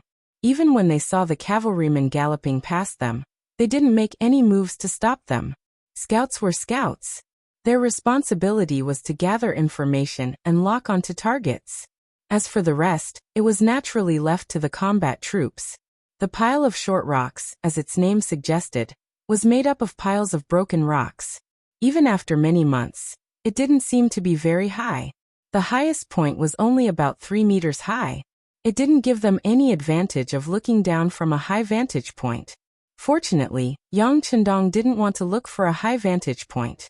He was satisfied as long as there was a place where he could stand and see further. The highest point of the pile of short rocks just happened to meet his requirements. Riding the white dragon horse, Yang Chendong slowly ascended and came to the top of the pile of short stones. Everywhere he looked, there were piles of stones one after another. They were scattered in all directions, dividing the area in front of him into dozens of pieces. This was the place where Yang Chendong asked for a small-scale cavalry battle. Chiovi had already said that the information from the scouting camp was that the enemy had about 5,000 cavalry. If that was the case, if they were to find an open space, the enemy would be able to kill them in a single charge. There wouldn't be much room to maneuver. Young master, are we going to stay here for a while?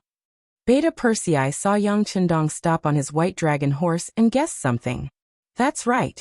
This young master will stay here for a while. Come, put the flag here. From today onwards, the name of the 5-star army will be known throughout the grasslands. Yang Chendong said with a heroic tone, then pointed to an open space beside him. Hearing this, Beta Persei called for the guard team to take out a bright 5-star flag and put it beside Yang Chendong. The red flag immediately fluttered in the wind, showing off its charm. All the guard team members wore black armor with iron masks and wore Kevlar helmets that didn't fit in to protect the important parts of their heads. Yang Chendong also covered his white dragon horse with a layer of iron armor and changed into the same outfit as the other guard team members. When they stood under the 5-star flag like this, a powerful aura was unknowingly born. It made Princess Tuoya, who was watching all this curiously from the side, feel like she was about to meet the Great Khan. Just as the preparations were in place, a cloud of dust rose from the south of the pile of short rocks, making it impossible to see who was coming and how many people there were. Out of instinct, Tuoya asked with some apprehension, "Is it the cavalry brought by Rumak?" Looking in the direction, Yang Chendong shook his head with a smile. "It shouldn't be them, it's our cavalry." "Your cavalry?" Tuoya was a little surprised after saying this. She was more and more unable to understand the origin of this Yangdong. She was certain that this was the first time she saw the 5-star flag in front of her. But this curiosity was quickly suppressed.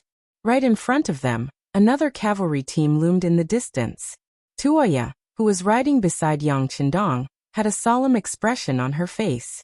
Although Yang Chendong had already surprised her, the number of cavalry that Rumak brought was obviously too much. Even if there were more than 100 black cavalry, could they turn the situation around? If Yang Chendong was defeated by Rumak, as a fellow traveler, she wouldn't have an easy time either. Thinking of this, Tuoya's gaze looked towards the northeast, but there was still no movement there. It made sense when she thought about it. Baoyin had only left for a short period of time. Her father still needed to gather the cavalry when he received the news. It was impossible for him to rush over so quickly. What was different from Tuoya was that young Chindong's expression was normal. He didn't show any fluctuations in his emotions from beginning to end. Until the first cavalry team appeared, a rider jumped out and arrived under the pile of rocks. Nuzan cavalry team leader Yi Wei greets the sixth young master.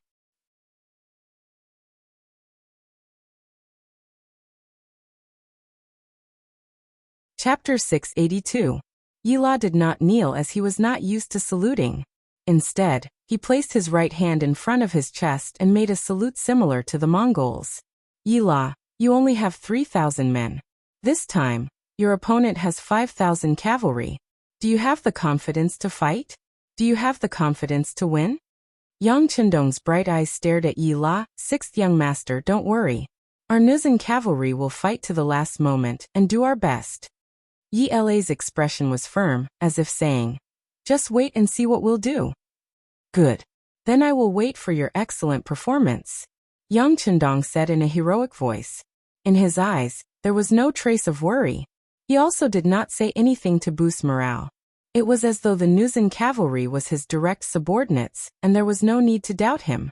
Yila originally thought that Yang Chindong would say something to boost morale. At the very least, he should give him some assurance. However, he did not say anything. This made him feel that he was trusted. Yes, he was trusted. When facing a true subordinate, there was no need for any promises. They would do their best. Seeing that Yang Chindong had nothing else to say, Yila turned around and mounted his horse to return to the troops.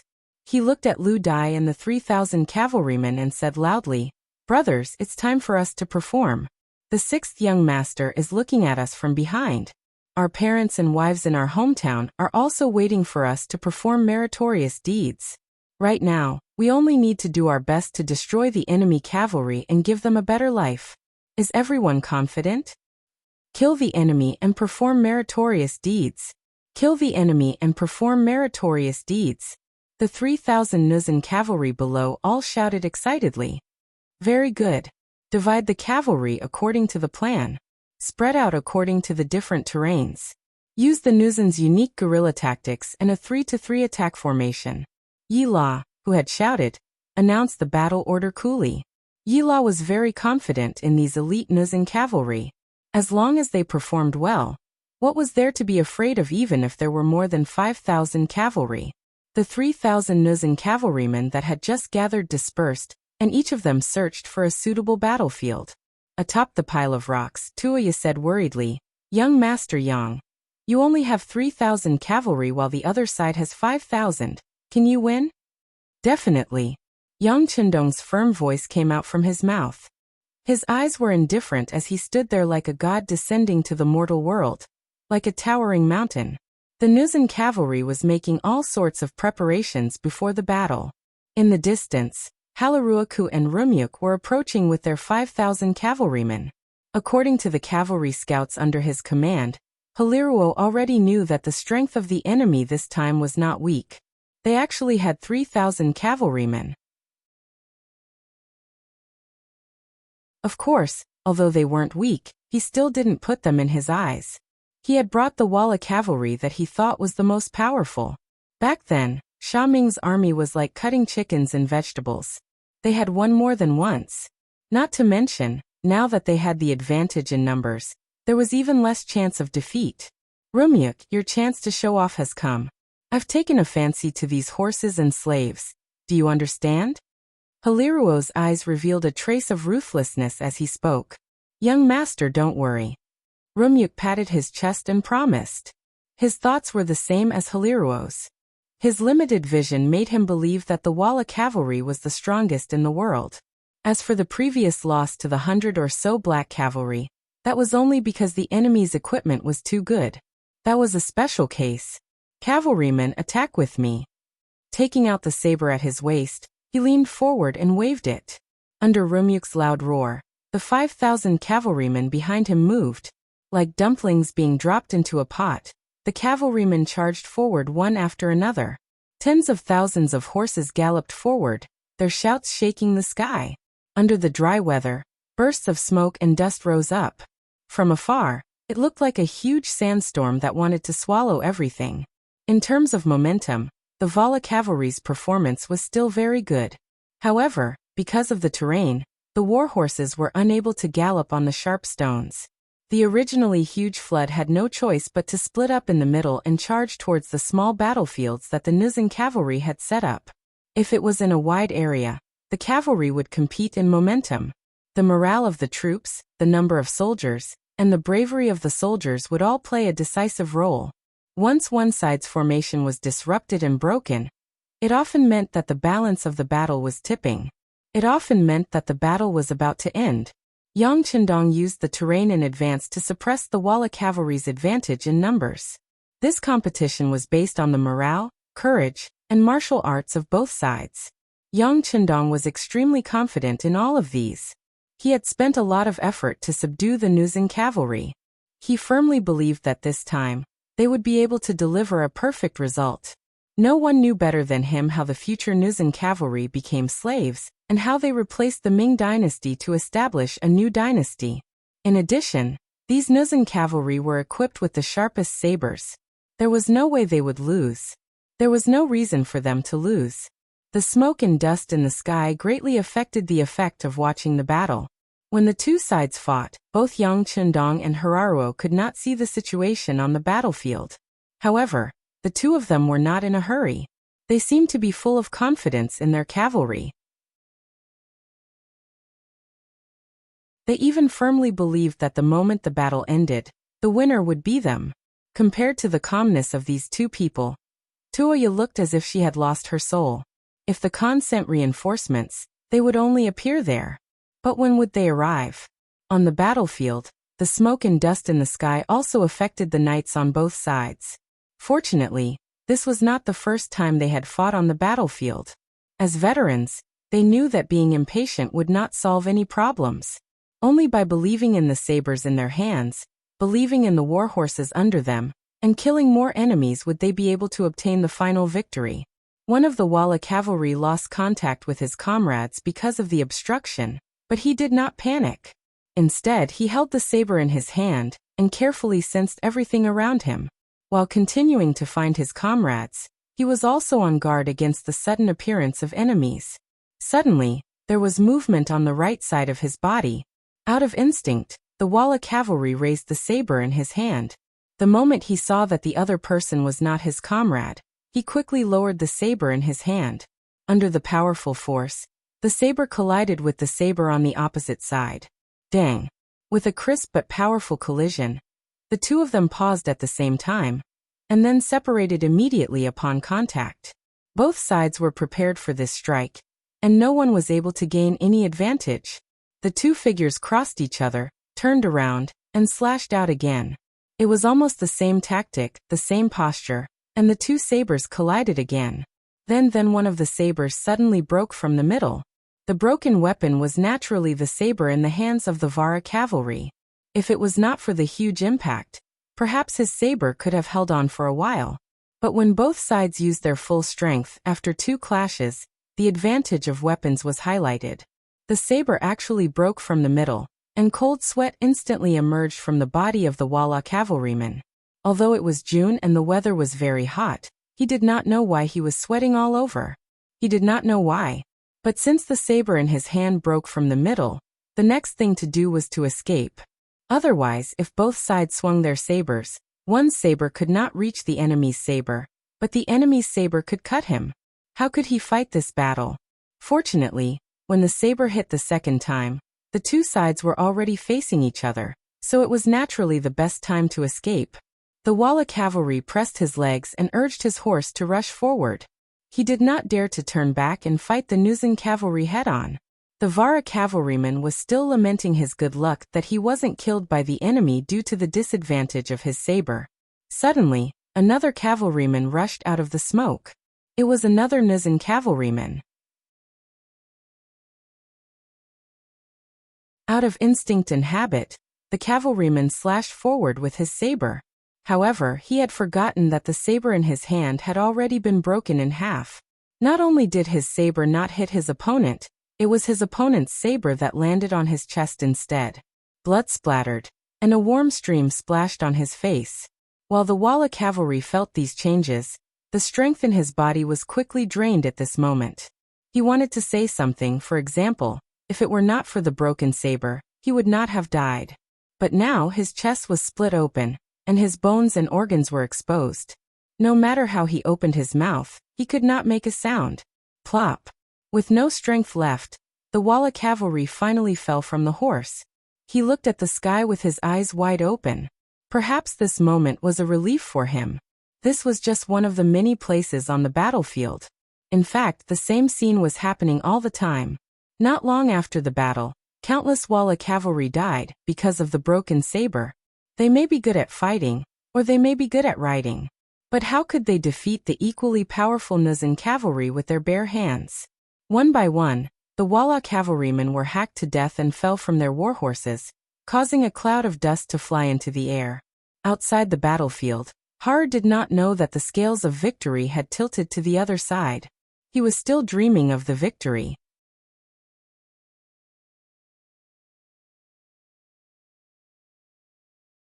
Chapter 683. Due to their position being higher than the ground, Yang Chendong Tuoya and the 5-starred flag beside them were still clear and dazzling. All of this fell into the eyes of Halarua, and he couldn't help but reveal a trace of hatred. A man couldn't tolerate the hatred of killing his father and stealing his wife. Although Tuoya wasn't his woman yet, and she hadn't even acknowledged it, Haliruo had long considered her as his woman. Since she was his woman, he could give her away, but he definitely wouldn't allow her to act on her own.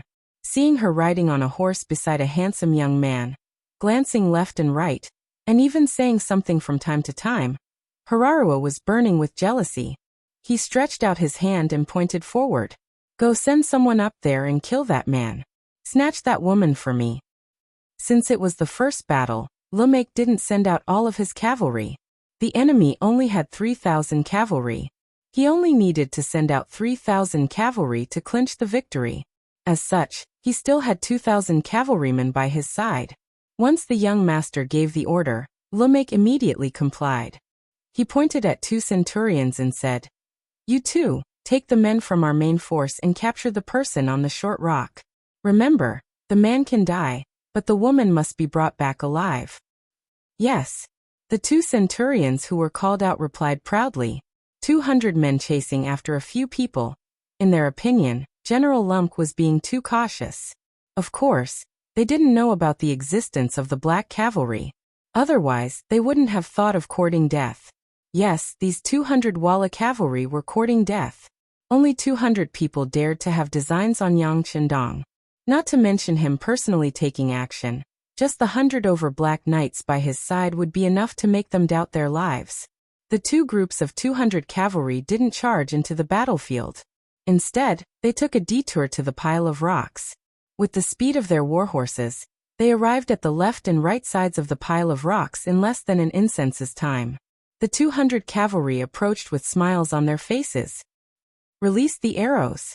Just when they thought they could reel in their prey, a wave of arrows pierced through the air. Over 100 arrows suddenly appeared from 2 different directions, flying towards the Walla cavalry that was still filled with anticipation. Clang. Caught off guard, the Walla cavalry took out their shields, or made all kinds of difficult dodging movements. The arrows flew past them. Most of them dodged, and only a few were hit. However, they weren't in critical positions and didn't threaten their lives. Although the arrows didn't kill anyone, they effectively stopped the Walla cavalry's charge. Just when they were cursing and saying that it wasn't a gentleman's action, a large group of cavalry in black armor suddenly appeared on the 2 sides of the pile of rocks. Not only were they wrapped in black armor, but they also had black masks on their faces. Even the warhorses under them were equipped with iron armor. They were armed to the teeth. Looking at the cavalry in black with a green helmet, the 200 cavalrymen couldn't help but be startled. This was the first time they had seen such an enemy. Silence, no sound. Only the sound of the horses' hooves moving forward. The sound was like a drum that smashed into the hearts of every Walla cavalry, and the horror on their faces became more and more intense. At this time, the rhythm of the battlefield was completely taken over by the Black Cavalry. The hard training of the guards was effective at this time. The silent battle cry spread out endless murderous aura and shrouded the 200 Walla cavalry. Gulp. A centurion of the Walla unconsciously swallowed a mouthful of saliva, then nervously wiped the sweat dripping from his forehead, and said in a trembling voice, "Fight with me." Only the heavens knew how much effort it took for him to say those words. Fortunately, he still managed to say them in the end. He didn't know why, but after saying this, he felt his mind relax, as if he had just completed a very difficult task. The other Walla cavalry also let out a sigh of relief at this moment. Then one by one, they gathered their courage, raised their sabers, and reappeared with the murderous aura from before. The 100 Black cavalry were already ready at this moment. Almost at the same time when the order to fight with me sounded, they spurred their horses forward and charged towards the 200 Walla cavalry. The sharp saber was raised high, and then, with an unstoppable momentum, it fell from the sky and chopped down on the bodies of the Walla cavalry that were charging towards them. The Black Knights did not need to defend and only needed to attack. They swung their sabers at the bodies of the Walla cavalrymen, allowing the other party to slash at their bodies, turning a deaf ear to it. The two sides crossed each other, but there was no sound of sabers clashing like usual. There was only the sound of sabers slashing on the black armor, and the sound of sabers slashing on the body. After passing by each other, the two sides turned back and faced each other again. In the process, one by one, the Walla cavalry fell from their horses. The sabers were so sharp that some of the Walla cavalry had already been cut off by the sabers, but the blood didn't have time to flow out, and they still had the opportunity to turn their horses around. However, death was death. Half of the 200 cavalrymen had died in battle just because they made one extra move. They originally looked like they had the advantage in numbers, but at this moment, they were reduced by a lot. This scene made the surviving Walla cavalry tremble uncontrollably. There was no lack of desperados among them, and they were not afraid of death. But the way they died was still too strange. It was so strange that it made them feel cold, and they were at a loss of what to do, and they couldn't see any hope. There was still no sound, and the hundreds of Black cavalry launched a second charge, as if they had discussed it beforehand. Facing the oncoming Black cavalry, there was no change in their expressions. The Walla cavalry was no longer as arrogant as before. On the contrary, a few of the more timid ones turned around and fled. They could see that there was no chance of winning against such an opponent. If they continued to stay, they would only be courting death. The Walla cavalry that turned around and fled was like a plague, and when it spread to the other Walla cavalry, they also turned their horses around and wanted to leave. It was just a head-on confrontation, but the morale of the opposing army was completely disintegrated at this moment. It had to be said that the Black cavalry was too strong. In the face of the Black cavalry's charge, the Walla cavalry that was one step behind had no way to escape. Those that were too slow were caught up and killed, and those that were too fast were shot through by the Black cavalry's arrows. They fell on the road of escape. The 200 cavalrymen came with an aggressive aura, but when they really fought, they couldn't even withstand a single blow. They didn't even last for half an incense stick's worth of time, before they were completely annihilated. In the distance, Hilario and Rumyuk, who were watching this scene closely, had their eyes wide open. The short rock pile was slightly higher than the ground, and everything that happened there was clearly reflected in everyone's eyes. It was only then that everyone was shocked. What? What is that? When did such a powerful cavalry appear in the grasslands? After a while, Hilario digested what he saw. His gaze fell on Rumyuk, and his questioning gaze was very obvious. I don't know. Rumyuk shook his head. They are the Black cavalry I mentioned before. It seems that if we want to deal with them, we won't be able to outnumber them. Compared to the others, Rumyuk wasn't the most surprised. He had already seen the enemy's strength. However, the efficiency with which the Black Knights had killed the man had exceeded his expectations. That's right. With this reminder, Hilario wasn't angry. Instead, he was happy. These Black cavalry have almost no openings, but wearing such heavy armor is bound to consume a lot of energy. As long as we can delay them, we can win through attrition. At that time, the armor will be ours. The more Hilario spoke, the more excited he became. Without waiting for Rumyuk to give any orders, He turned around and called out several names. The few of you take 1,000 cavalry with you. Remember, these black cavalry's heavy armor is impenetrable. As long as you continue to exhaust their strength, you will definitely be able to defeat them. After witnessing the scene just now, no one wanted to face the black cavalry.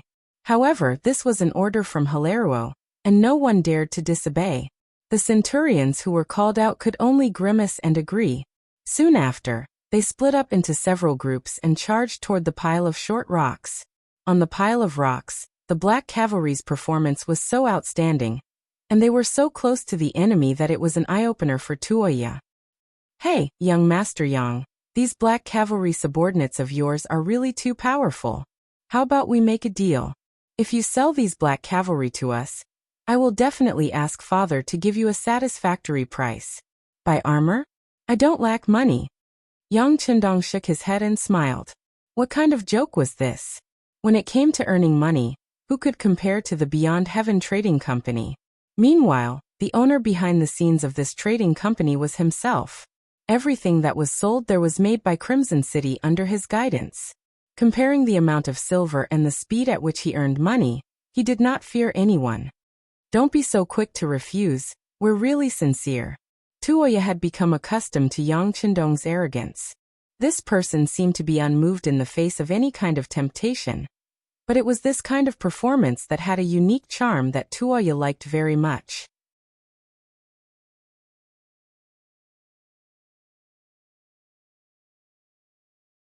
Chapter 684. Let's talk about it later. Yang Chendong didn't want to argue with Tuoya on this issue, so he tried to stall for time. Then he looked at the main battlefield. Although he couldn't see the situation clearly due to the dust, he had confidence in the Nuzan cavalry. When he thought of the phrase, Nuzan are invincible with a full sword, he was full of confidence. Although the 1,000 Walla cavalry were unwilling, they had no choice but to come to the pile of rocks. When they faced the black cavalry at such a close distance, an indescribable murderous aura surged towards them, causing the Walla cavalry to involuntarily stop in their tracks. Everyone attacked together. Don't fight them head-on. Use guerrilla tactics to exhaust their stamina. The centurion in the lead instructed his subordinates. Then he carefully rode his horse forward and formed an encirclement around the black cavalry guards. The cavalry maintained a certain distance between each other. This way, if they encountered any danger, they could quickly turn around and leave. The encirclement was formed, but every time the guards moved forward, the enemy in front of them would retreat. They simply did not want to fight them head-on. The tactic of stalling was perfectly demonstrated by the Vola cavalry. When they were forging the black armor and warhorse chainmail, Wu Hua had said that although they had raised the quality of the armor to the highest level, armor was still armor and still had some weight. When two armies fought, it might not be obvious in a short period of time. However, if the battle dragged on, the problem would naturally be exposed. Wu Hua only had the ability to forge armor. He didn't have any way to deal with the problems and things that might happen on the battlefield. Regarding this, Yang Chendong didn't insist. Instead, he called Qiuvi and Dao Xiao over and told them how to solve the problem. 1. Alternate resting. This meant that if the enemy was too far away and wanted to use a war of attrition to deal with them, then half of the members would rest, and the other half would be on guard. This way, they would have enough energy and stamina to kill the enemy on the battlefield. 2. Attack with arrows. If the enemy was too close and wanted to exhaust them by surrounding them, then use arrows to counterattack and cause chaos in the enemy's formation, forcing them to flee. 3. Musket fire. If the enemy's encirclement was set up far away, about 1 li away, then they would not be able to rest at ease, and if the range of the arrows was too far, then they would use their muskets to counterattack, killing the enemy when they least expect it, and killing the enemy when they are helpless. To sum it up, the safety of the team members was their top priority. As for whether the appearance of the flintlock would allow others to guess their identities, they couldn't do so much in a situation where their lives were threatened. Yang Chendong's plan was very comprehensive, taking into account the distance and any possible situation. Therefore, when they saw that the other party was only surrounding them without attacking, no matter if it was Chou Wu, Dao Xiao, or the other guards, they did not feel frustrated at all. Instead, they followed the plan and took out their bows and arrows, launching a fierce counterattack. The Walla cavalry was less than 100 meters away from the Black cavalry, which was the best range for arrows. When arrows were taken out from the quiver, they pierced through the air and greeted the Walla cavalry, and a one-sided massacre began. At such a close distance, and with the strict archery training, the Black cavalry could not say that they were always accurate, but at least 30% of their arrows hit their opponents. This was because the Walla cavalry only needed to dodge, and did not need to think about attacking. Otherwise, this accuracy would have been even higher. As for the Walla cavalry, when faced with the arrows of the Black Knights at close range, there would always be someone who would be hit by the arrows one after another. Some of them would be killed by the arrows and fall from their horses. If they were injured, they would lie on their horses and lose their ability to fight. The feeling of being a live target was naturally not good. The Vola cavalrymen also began to retaliate with their bows and arrows. Unfortunately, their arrows were very accurate, but regardless of whether they hit a person or a horse, they only left a white mark before falling back to the ground. They didn't cause any damage at all. This was not an exchange of arrows, it was a massacre. With no choice, the Walla cavalry could only retreat and get out of the effective range of the arrows. Charge! Captain Chiu V of the Black Cavalry seized this opportunity. When the Walla cavalry formation was in chaos and retreated, he suddenly launched a counterattack and caught the Walla cavalry off guard. In the process, hundreds of knights died under the sharp sabers of the Black cavalry. The initiative was completely in the hands of the Black cavalry. Although the Walla cavalry had the advantage in numbers, it was difficult for them to say anything. They could only follow from afar, and did not dare to get closer. Taking advantage of the gap, half of the Black cavalry jumped off their horses to reduce the weight of their comrades, and try to recover as much energy as possible. In the eyes of the Walla cavalry, this action of the Black cavalry was seen as an opportunity, and they took the opportunity to launch 2 attacks. However, because the distance was too far, the Black cavalry had enough time to jump on their horses and get into a defensive position. Not only that, they took advantage of the fact that their opponents could not immediately move away, and launched 2 counterattacks, killing hundreds of their opponents. After 2 attacks and many corpses, the Walla cavalry became smarter. They only surrounded the Black cavalry from afar, and allowed them to rest. They did not take another step forward. Haliruo watched helplessly as the cavalry he sent out was unable to do anything to the Black Knights. He wanted to scold these people for being cowards, but considering that they had already lost more than 40% of their men, continuing to fight would only bring disgrace upon themselves. Thus, he gave up on ordering the cavalry to continue attacking. Instead, he set his sights on the main battlefield. In his mind, as long as he achieved victory on the main battlefield, he would be able to use the advantage of numbers to charge towards the pile of rocks. At that time, the hundreds of Black Knights would definitely be in his hands. The sun had already set, and the sky was gradually turning dark. The dust on the main battlefield did not fly as high as it did at the beginning.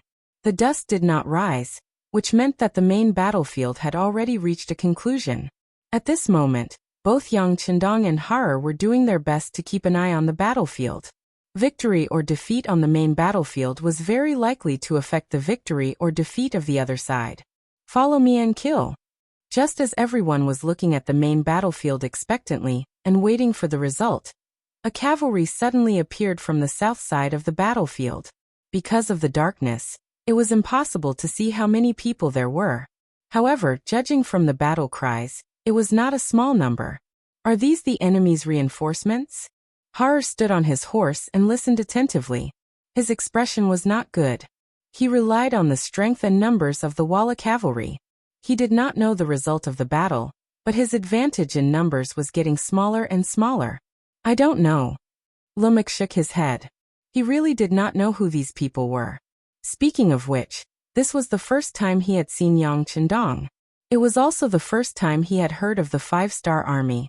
In the past, the 5-star army had come to the grasslands, but they had only come in a hurry and left in a hurry. When Windchaser discovered that his forces were not enough to face any opponents on the grasslands, he tactfully retreated and stayed in the new Urgan-Dusi region to recruit soldiers.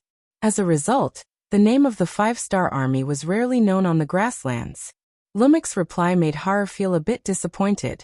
However, since the enemy's reinforcements had appeared, he could not ignore them. Go. I'll give you 500 people. Go and stop them. Before victory or defeat is decided on the main battlefield, you absolutely cannot let these people charge in. Har originally had 2,000 people by his side. Just the short stone pile alone sent out 1,200 people. Right now he only had 800 people.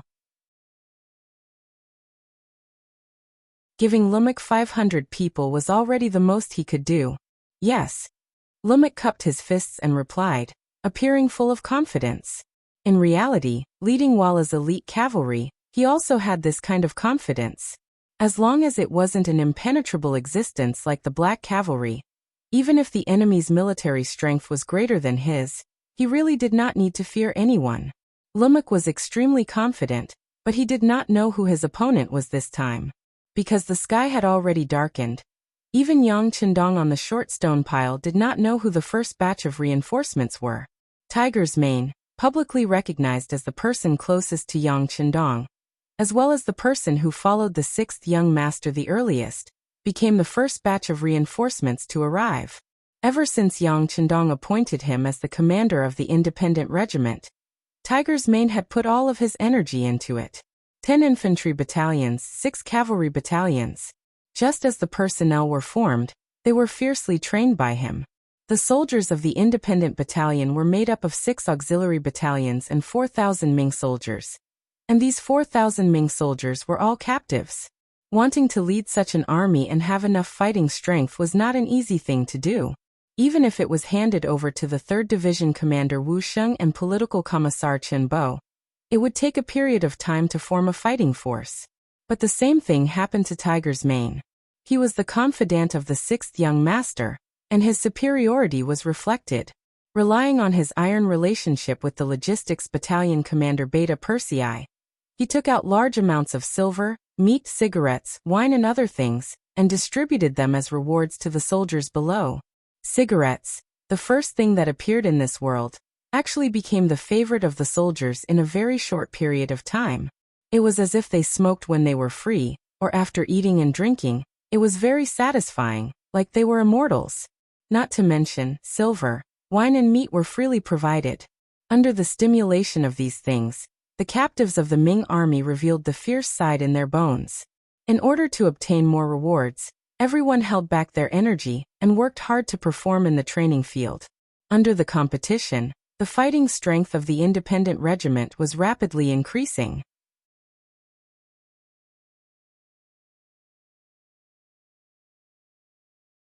Chapter 685. Tiger's Mane was overjoyed when he saw the changes in his army. He was waiting for the battle to start so that he could show off to his brothers and the 6th young master that he was also a talented soldier. Just as he was thinking about when the battle would start, a scout reported that the 6th young master was about to fight with a group of 5,000 Walla cavalry at the Stony region. On his side, there were only 3,000 cavalrymen from the Nuzan cavalry division. When Tiger's Mane heard the news, he was both excited and nervous. He was excited because his chance to show off had come. He was also nervous because he was worried about the loyalty of the Nuzan cavalry division. If they were to change sides on the battlefield, the young master only had 2 guards with him. That was only 100 people. How could he protect him? Worried about the 6th young master's safety, Tiger's Mane immediately ordered the 6 cavalry divisions to follow him to protect the 6th young master. As for the 10 infantry divisions, they immediately ran forward. Before they left, Tiger's Mane didn't forget to provoke his soldiers. Listen up, you will never fail when you follow the 6th young master in battle. This time, the enemy has 5,000 cavalrymen. If you do well, you can turn from infantry to cavalry. Of course, in a battle like this, we can't care so much. No one knows if we will be able to get that many horses. For the sake of fairness, we can only rely on first come first serve. Those who arrive first will get a horse, those who arrive later will get nothing. Let's go. Charge. After everyone understood Tiger Edge's meaning, the 10 battalions began a mad race. It was as if they were afraid that they wouldn't be able to get a warhorse if they were late. Everyone ran with big strides, as if they were afraid that they wouldn't be able to get a warhorse. As for Tiger's Mane, he had already led the 6 cavalry battalions, and was the first to arrive on the battlefield. Once they entered the battlefield, the sky was getting dark. Tiger's Mane didn't have time to analyze the situation. But from the looks of it, the young master's safety should be guaranteed. Since that was the case, he would kill the enemy first. The more enemies he killed, the more his side would gain victory. Coincidentally, Tiger's Mane was still thinking about how to find an opponent when Lumak appeared with 500 Walla cavalry. The uniforms of the two sides were completely different. With just a glance, Tiger's Mane could determine that the other party was an enemy. In addition, Lumak was charging towards him with his saber. It was clear whether he was a friend or a foe. Come on, let's kill together. Kill one and you get 10 cigarettes, half a caddy of wine, 10 taels of silver, and half a caddy of fatty meat. Kill. With a loud shout, Tiger's Mane announced the bets one by one. Then he leaped into the air and charged at Lumak. With great rewards, there will be brave men. Under the stimulation of such material rewards, the 6 cavalry battalions' eyes turned red. They all rushed forward, giving the impression that if they were late by one step, there would be no one to kill, and they wouldn't be able to get anything good. They charged towards the battlefield like wild beasts. Tiger's Mane, who was wearing a black cape, was like the tip of an arrow. He was the first to arrive in front of the Walla army cavalry. With a wave of his saber, he met his opponent head-on. Ding! After a crisp and clear sound of collision, the two figures passed by each other. The Walla cavalry's warhorse swayed. It was obvious that they were knocked back by the force of the collision. Feeling the pain from his arm, the Walla cavalry soldier's eyes flashed with extreme shock. This person was Lumak. He had also taken the lead and wanted to win with one strike. He never thought that the strength he was so proud of would be at a disadvantage in the first clash. Who is that person? The thought only appeared in his mind. Before he could analyze it, more cavalry soldiers appeared in front of him. They were the independent cavalry soldiers that followed Tiger's Mane. When they saw Lumak appear in front of them, they all rushed to kill him. They ignored the general's armor on Lumak. At this moment, this person was meat on their plate. They only thought about how to eat him. Ding ding dang dang. In a short period of time, Lumak continuously exchanged blows with more than 10 independent cavalry soldiers. The saber in his hand finally broke into two. Even though he was a general and the quality of his saber was not bad, under continuous collisions and in front of an even sharper saber, it was not easy to hold on for so long. When the saber broke, a layer of cold sweat appeared on Lumak's head. The doubts in his heart grew. Who were these people? Why were their morale so high? They were all attacking fiercely without any regard for their lives. Why were the sabers in their hands so hard? It was fine if it was just one person, but it seemed like everyone was holding a saber of the same strength. What kind of opponent was this? Why had he never heard of them before? Lumak's heart chilled. He threw away the broken saber in his hand and took out a brand new one. He turned around and attacked. He was indeed afraid of being killed. When he turned around, he wanted to retreat with his brothers and then inform Haruo of the news. There was no way to win this battle. After turning around, Lumak relied on his good martial arts and skillful horse riding skills to dodge the attacks of the independent cavalry soldiers again and again. But the more he did this, the more frightened he was. This was because he realized that from the time he turned around until now, he did not see a single one of his subordinates. Could it be that they were all killed? Or had they escaped? Impossible. How long has it been? His subordinates are all experienced elites. They can't all be killed. They must have escaped. He thought firmly in his heart, or rather, he comforted himself. Finally, Lumak discovered an extremely serious problem. He was completely surrounded. There were enemies everywhere, and he couldn't escape. Whether Lumak was willing to believe it or not, the 500 cavalry soldiers he brought with him were all killed by the independent cavalry soldiers. They originally had the advantage of numbers, 2,000 against 500. In addition, under the stimulation of the Tiger's Mane, The morale of the soldiers was at its peak. Everyone wanted to achieve military merits. Everyone used all their strength. Under such momentum, the 500 Walla cavalry soldiers were like small boats in the sea. They were quickly swallowed up. Even so, there were still many independent cavalry soldiers who did not have the chance to kill anyone. Thinking that so many military merits and rewards were about to leave them, they all cursed angrily. Who the F***ck is so fast? So cheap. Will it kill you to leave me an opponent? Who said it wasn't? In the blink of an eye, there is no living opponent. Even if you want to snatch military merits, you don't have to be so fast. I still want to eat meat, drink wine, and smoke. Hey, there is still one alive here. Ha ha ha, no one fight with me. This is mine. Bullshit, I've had my eyes on him for a long time. This person's life is mine. No. It's mine. It belongs to whoever kills him. Go. Battle cries and angry shouts rose and fell one after another. When Rumk heard these voices, he was shocked and started to hate himself. Why did he only know Chinese? If he didn't, he wouldn't be so shocked. Rumk thought to himself. Why did I know Chinese? If I didn't, I wouldn't be so shocked. Of course, now was not the time to think about this. The most important thing was how to face hundreds and thousands of cavalry soldiers. However, was it possible for him to fight against 100 or even 1,000 people by himself? On the main battlefield, the smoke and dust became smaller and smaller. Finally, when the sky was completely dark, the dust on the battlefield dispersed, and the result of the battle was finally revealed. The ground was littered with corpses and lonely warhorses. A night breeze blew past, bringing with it the smell of blood. 3,000 against 3,000. After more than 2 hours of life and death battle, less than half of the 6,000 people were left. However, upon closer inspection, these half of them were dressed in the same uniform. Their fatigued but excited bodies were wrapped in green battlesuits. They were the warriors of the Nuzan Cavalry Division. After a bloody battle of 3,000 people, the remaining 2,500 people were all members of the Nuzan Cavalry Regiment. Although many of them were injured, they were still standing on their horses, which proved that they were the victors. After experiencing such a bloody battle, as long as their bodies recovered, there would be an additional layer of iron-blooded aura around them. After experiencing a life and death battle, they would also have some personal insights. They would have more skills to survive and a chance to survive in the future battle. We won. Yila looked left and right. Although his vision was limited due to the darkness, he still couldn't help but shout out in excitement when he saw that all he could see were his own people. Following this shout, there were more responses from the surrounding people.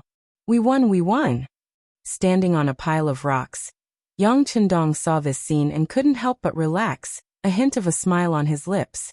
Although this situation was within his expectations, the loss of less than 500 people in exchange for the loss of 3,000 cavalry was still delightful. We really won. Your soldiers are this strong? Tuoya's beautiful eyes widened once more, and when she looked at Yang Chendong, there were a few stars in her eyes. Although Yang Chendong did not make a move in this battle, his identity as the commander had been confirmed without a doubt. To possess such strength at such a young age, it was not an exaggeration to call him a hero. Every girl had a dream of becoming a hero.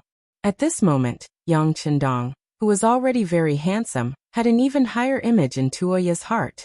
Hilaruo's face was ashen. He had never expected such a result and could not accept it. The Vala cavalry had always been synonymous with the elite cavalry in the past few years. When facing the great Ming and Tatar cavalry, they were not afraid, so how could they be defeated today? You're tuning in to the Li Mei's Sword of Destiny YouTube channel. We're so grateful for your support, and don't forget to subscribe to join us on this incredible journey through captivating stories. Your generosity through donations truly makes a world of difference, as it's the primary source of revenue that allows me to expand and enhance this channel for you. Thank you from the bottom of my heart for being a part of this adventure.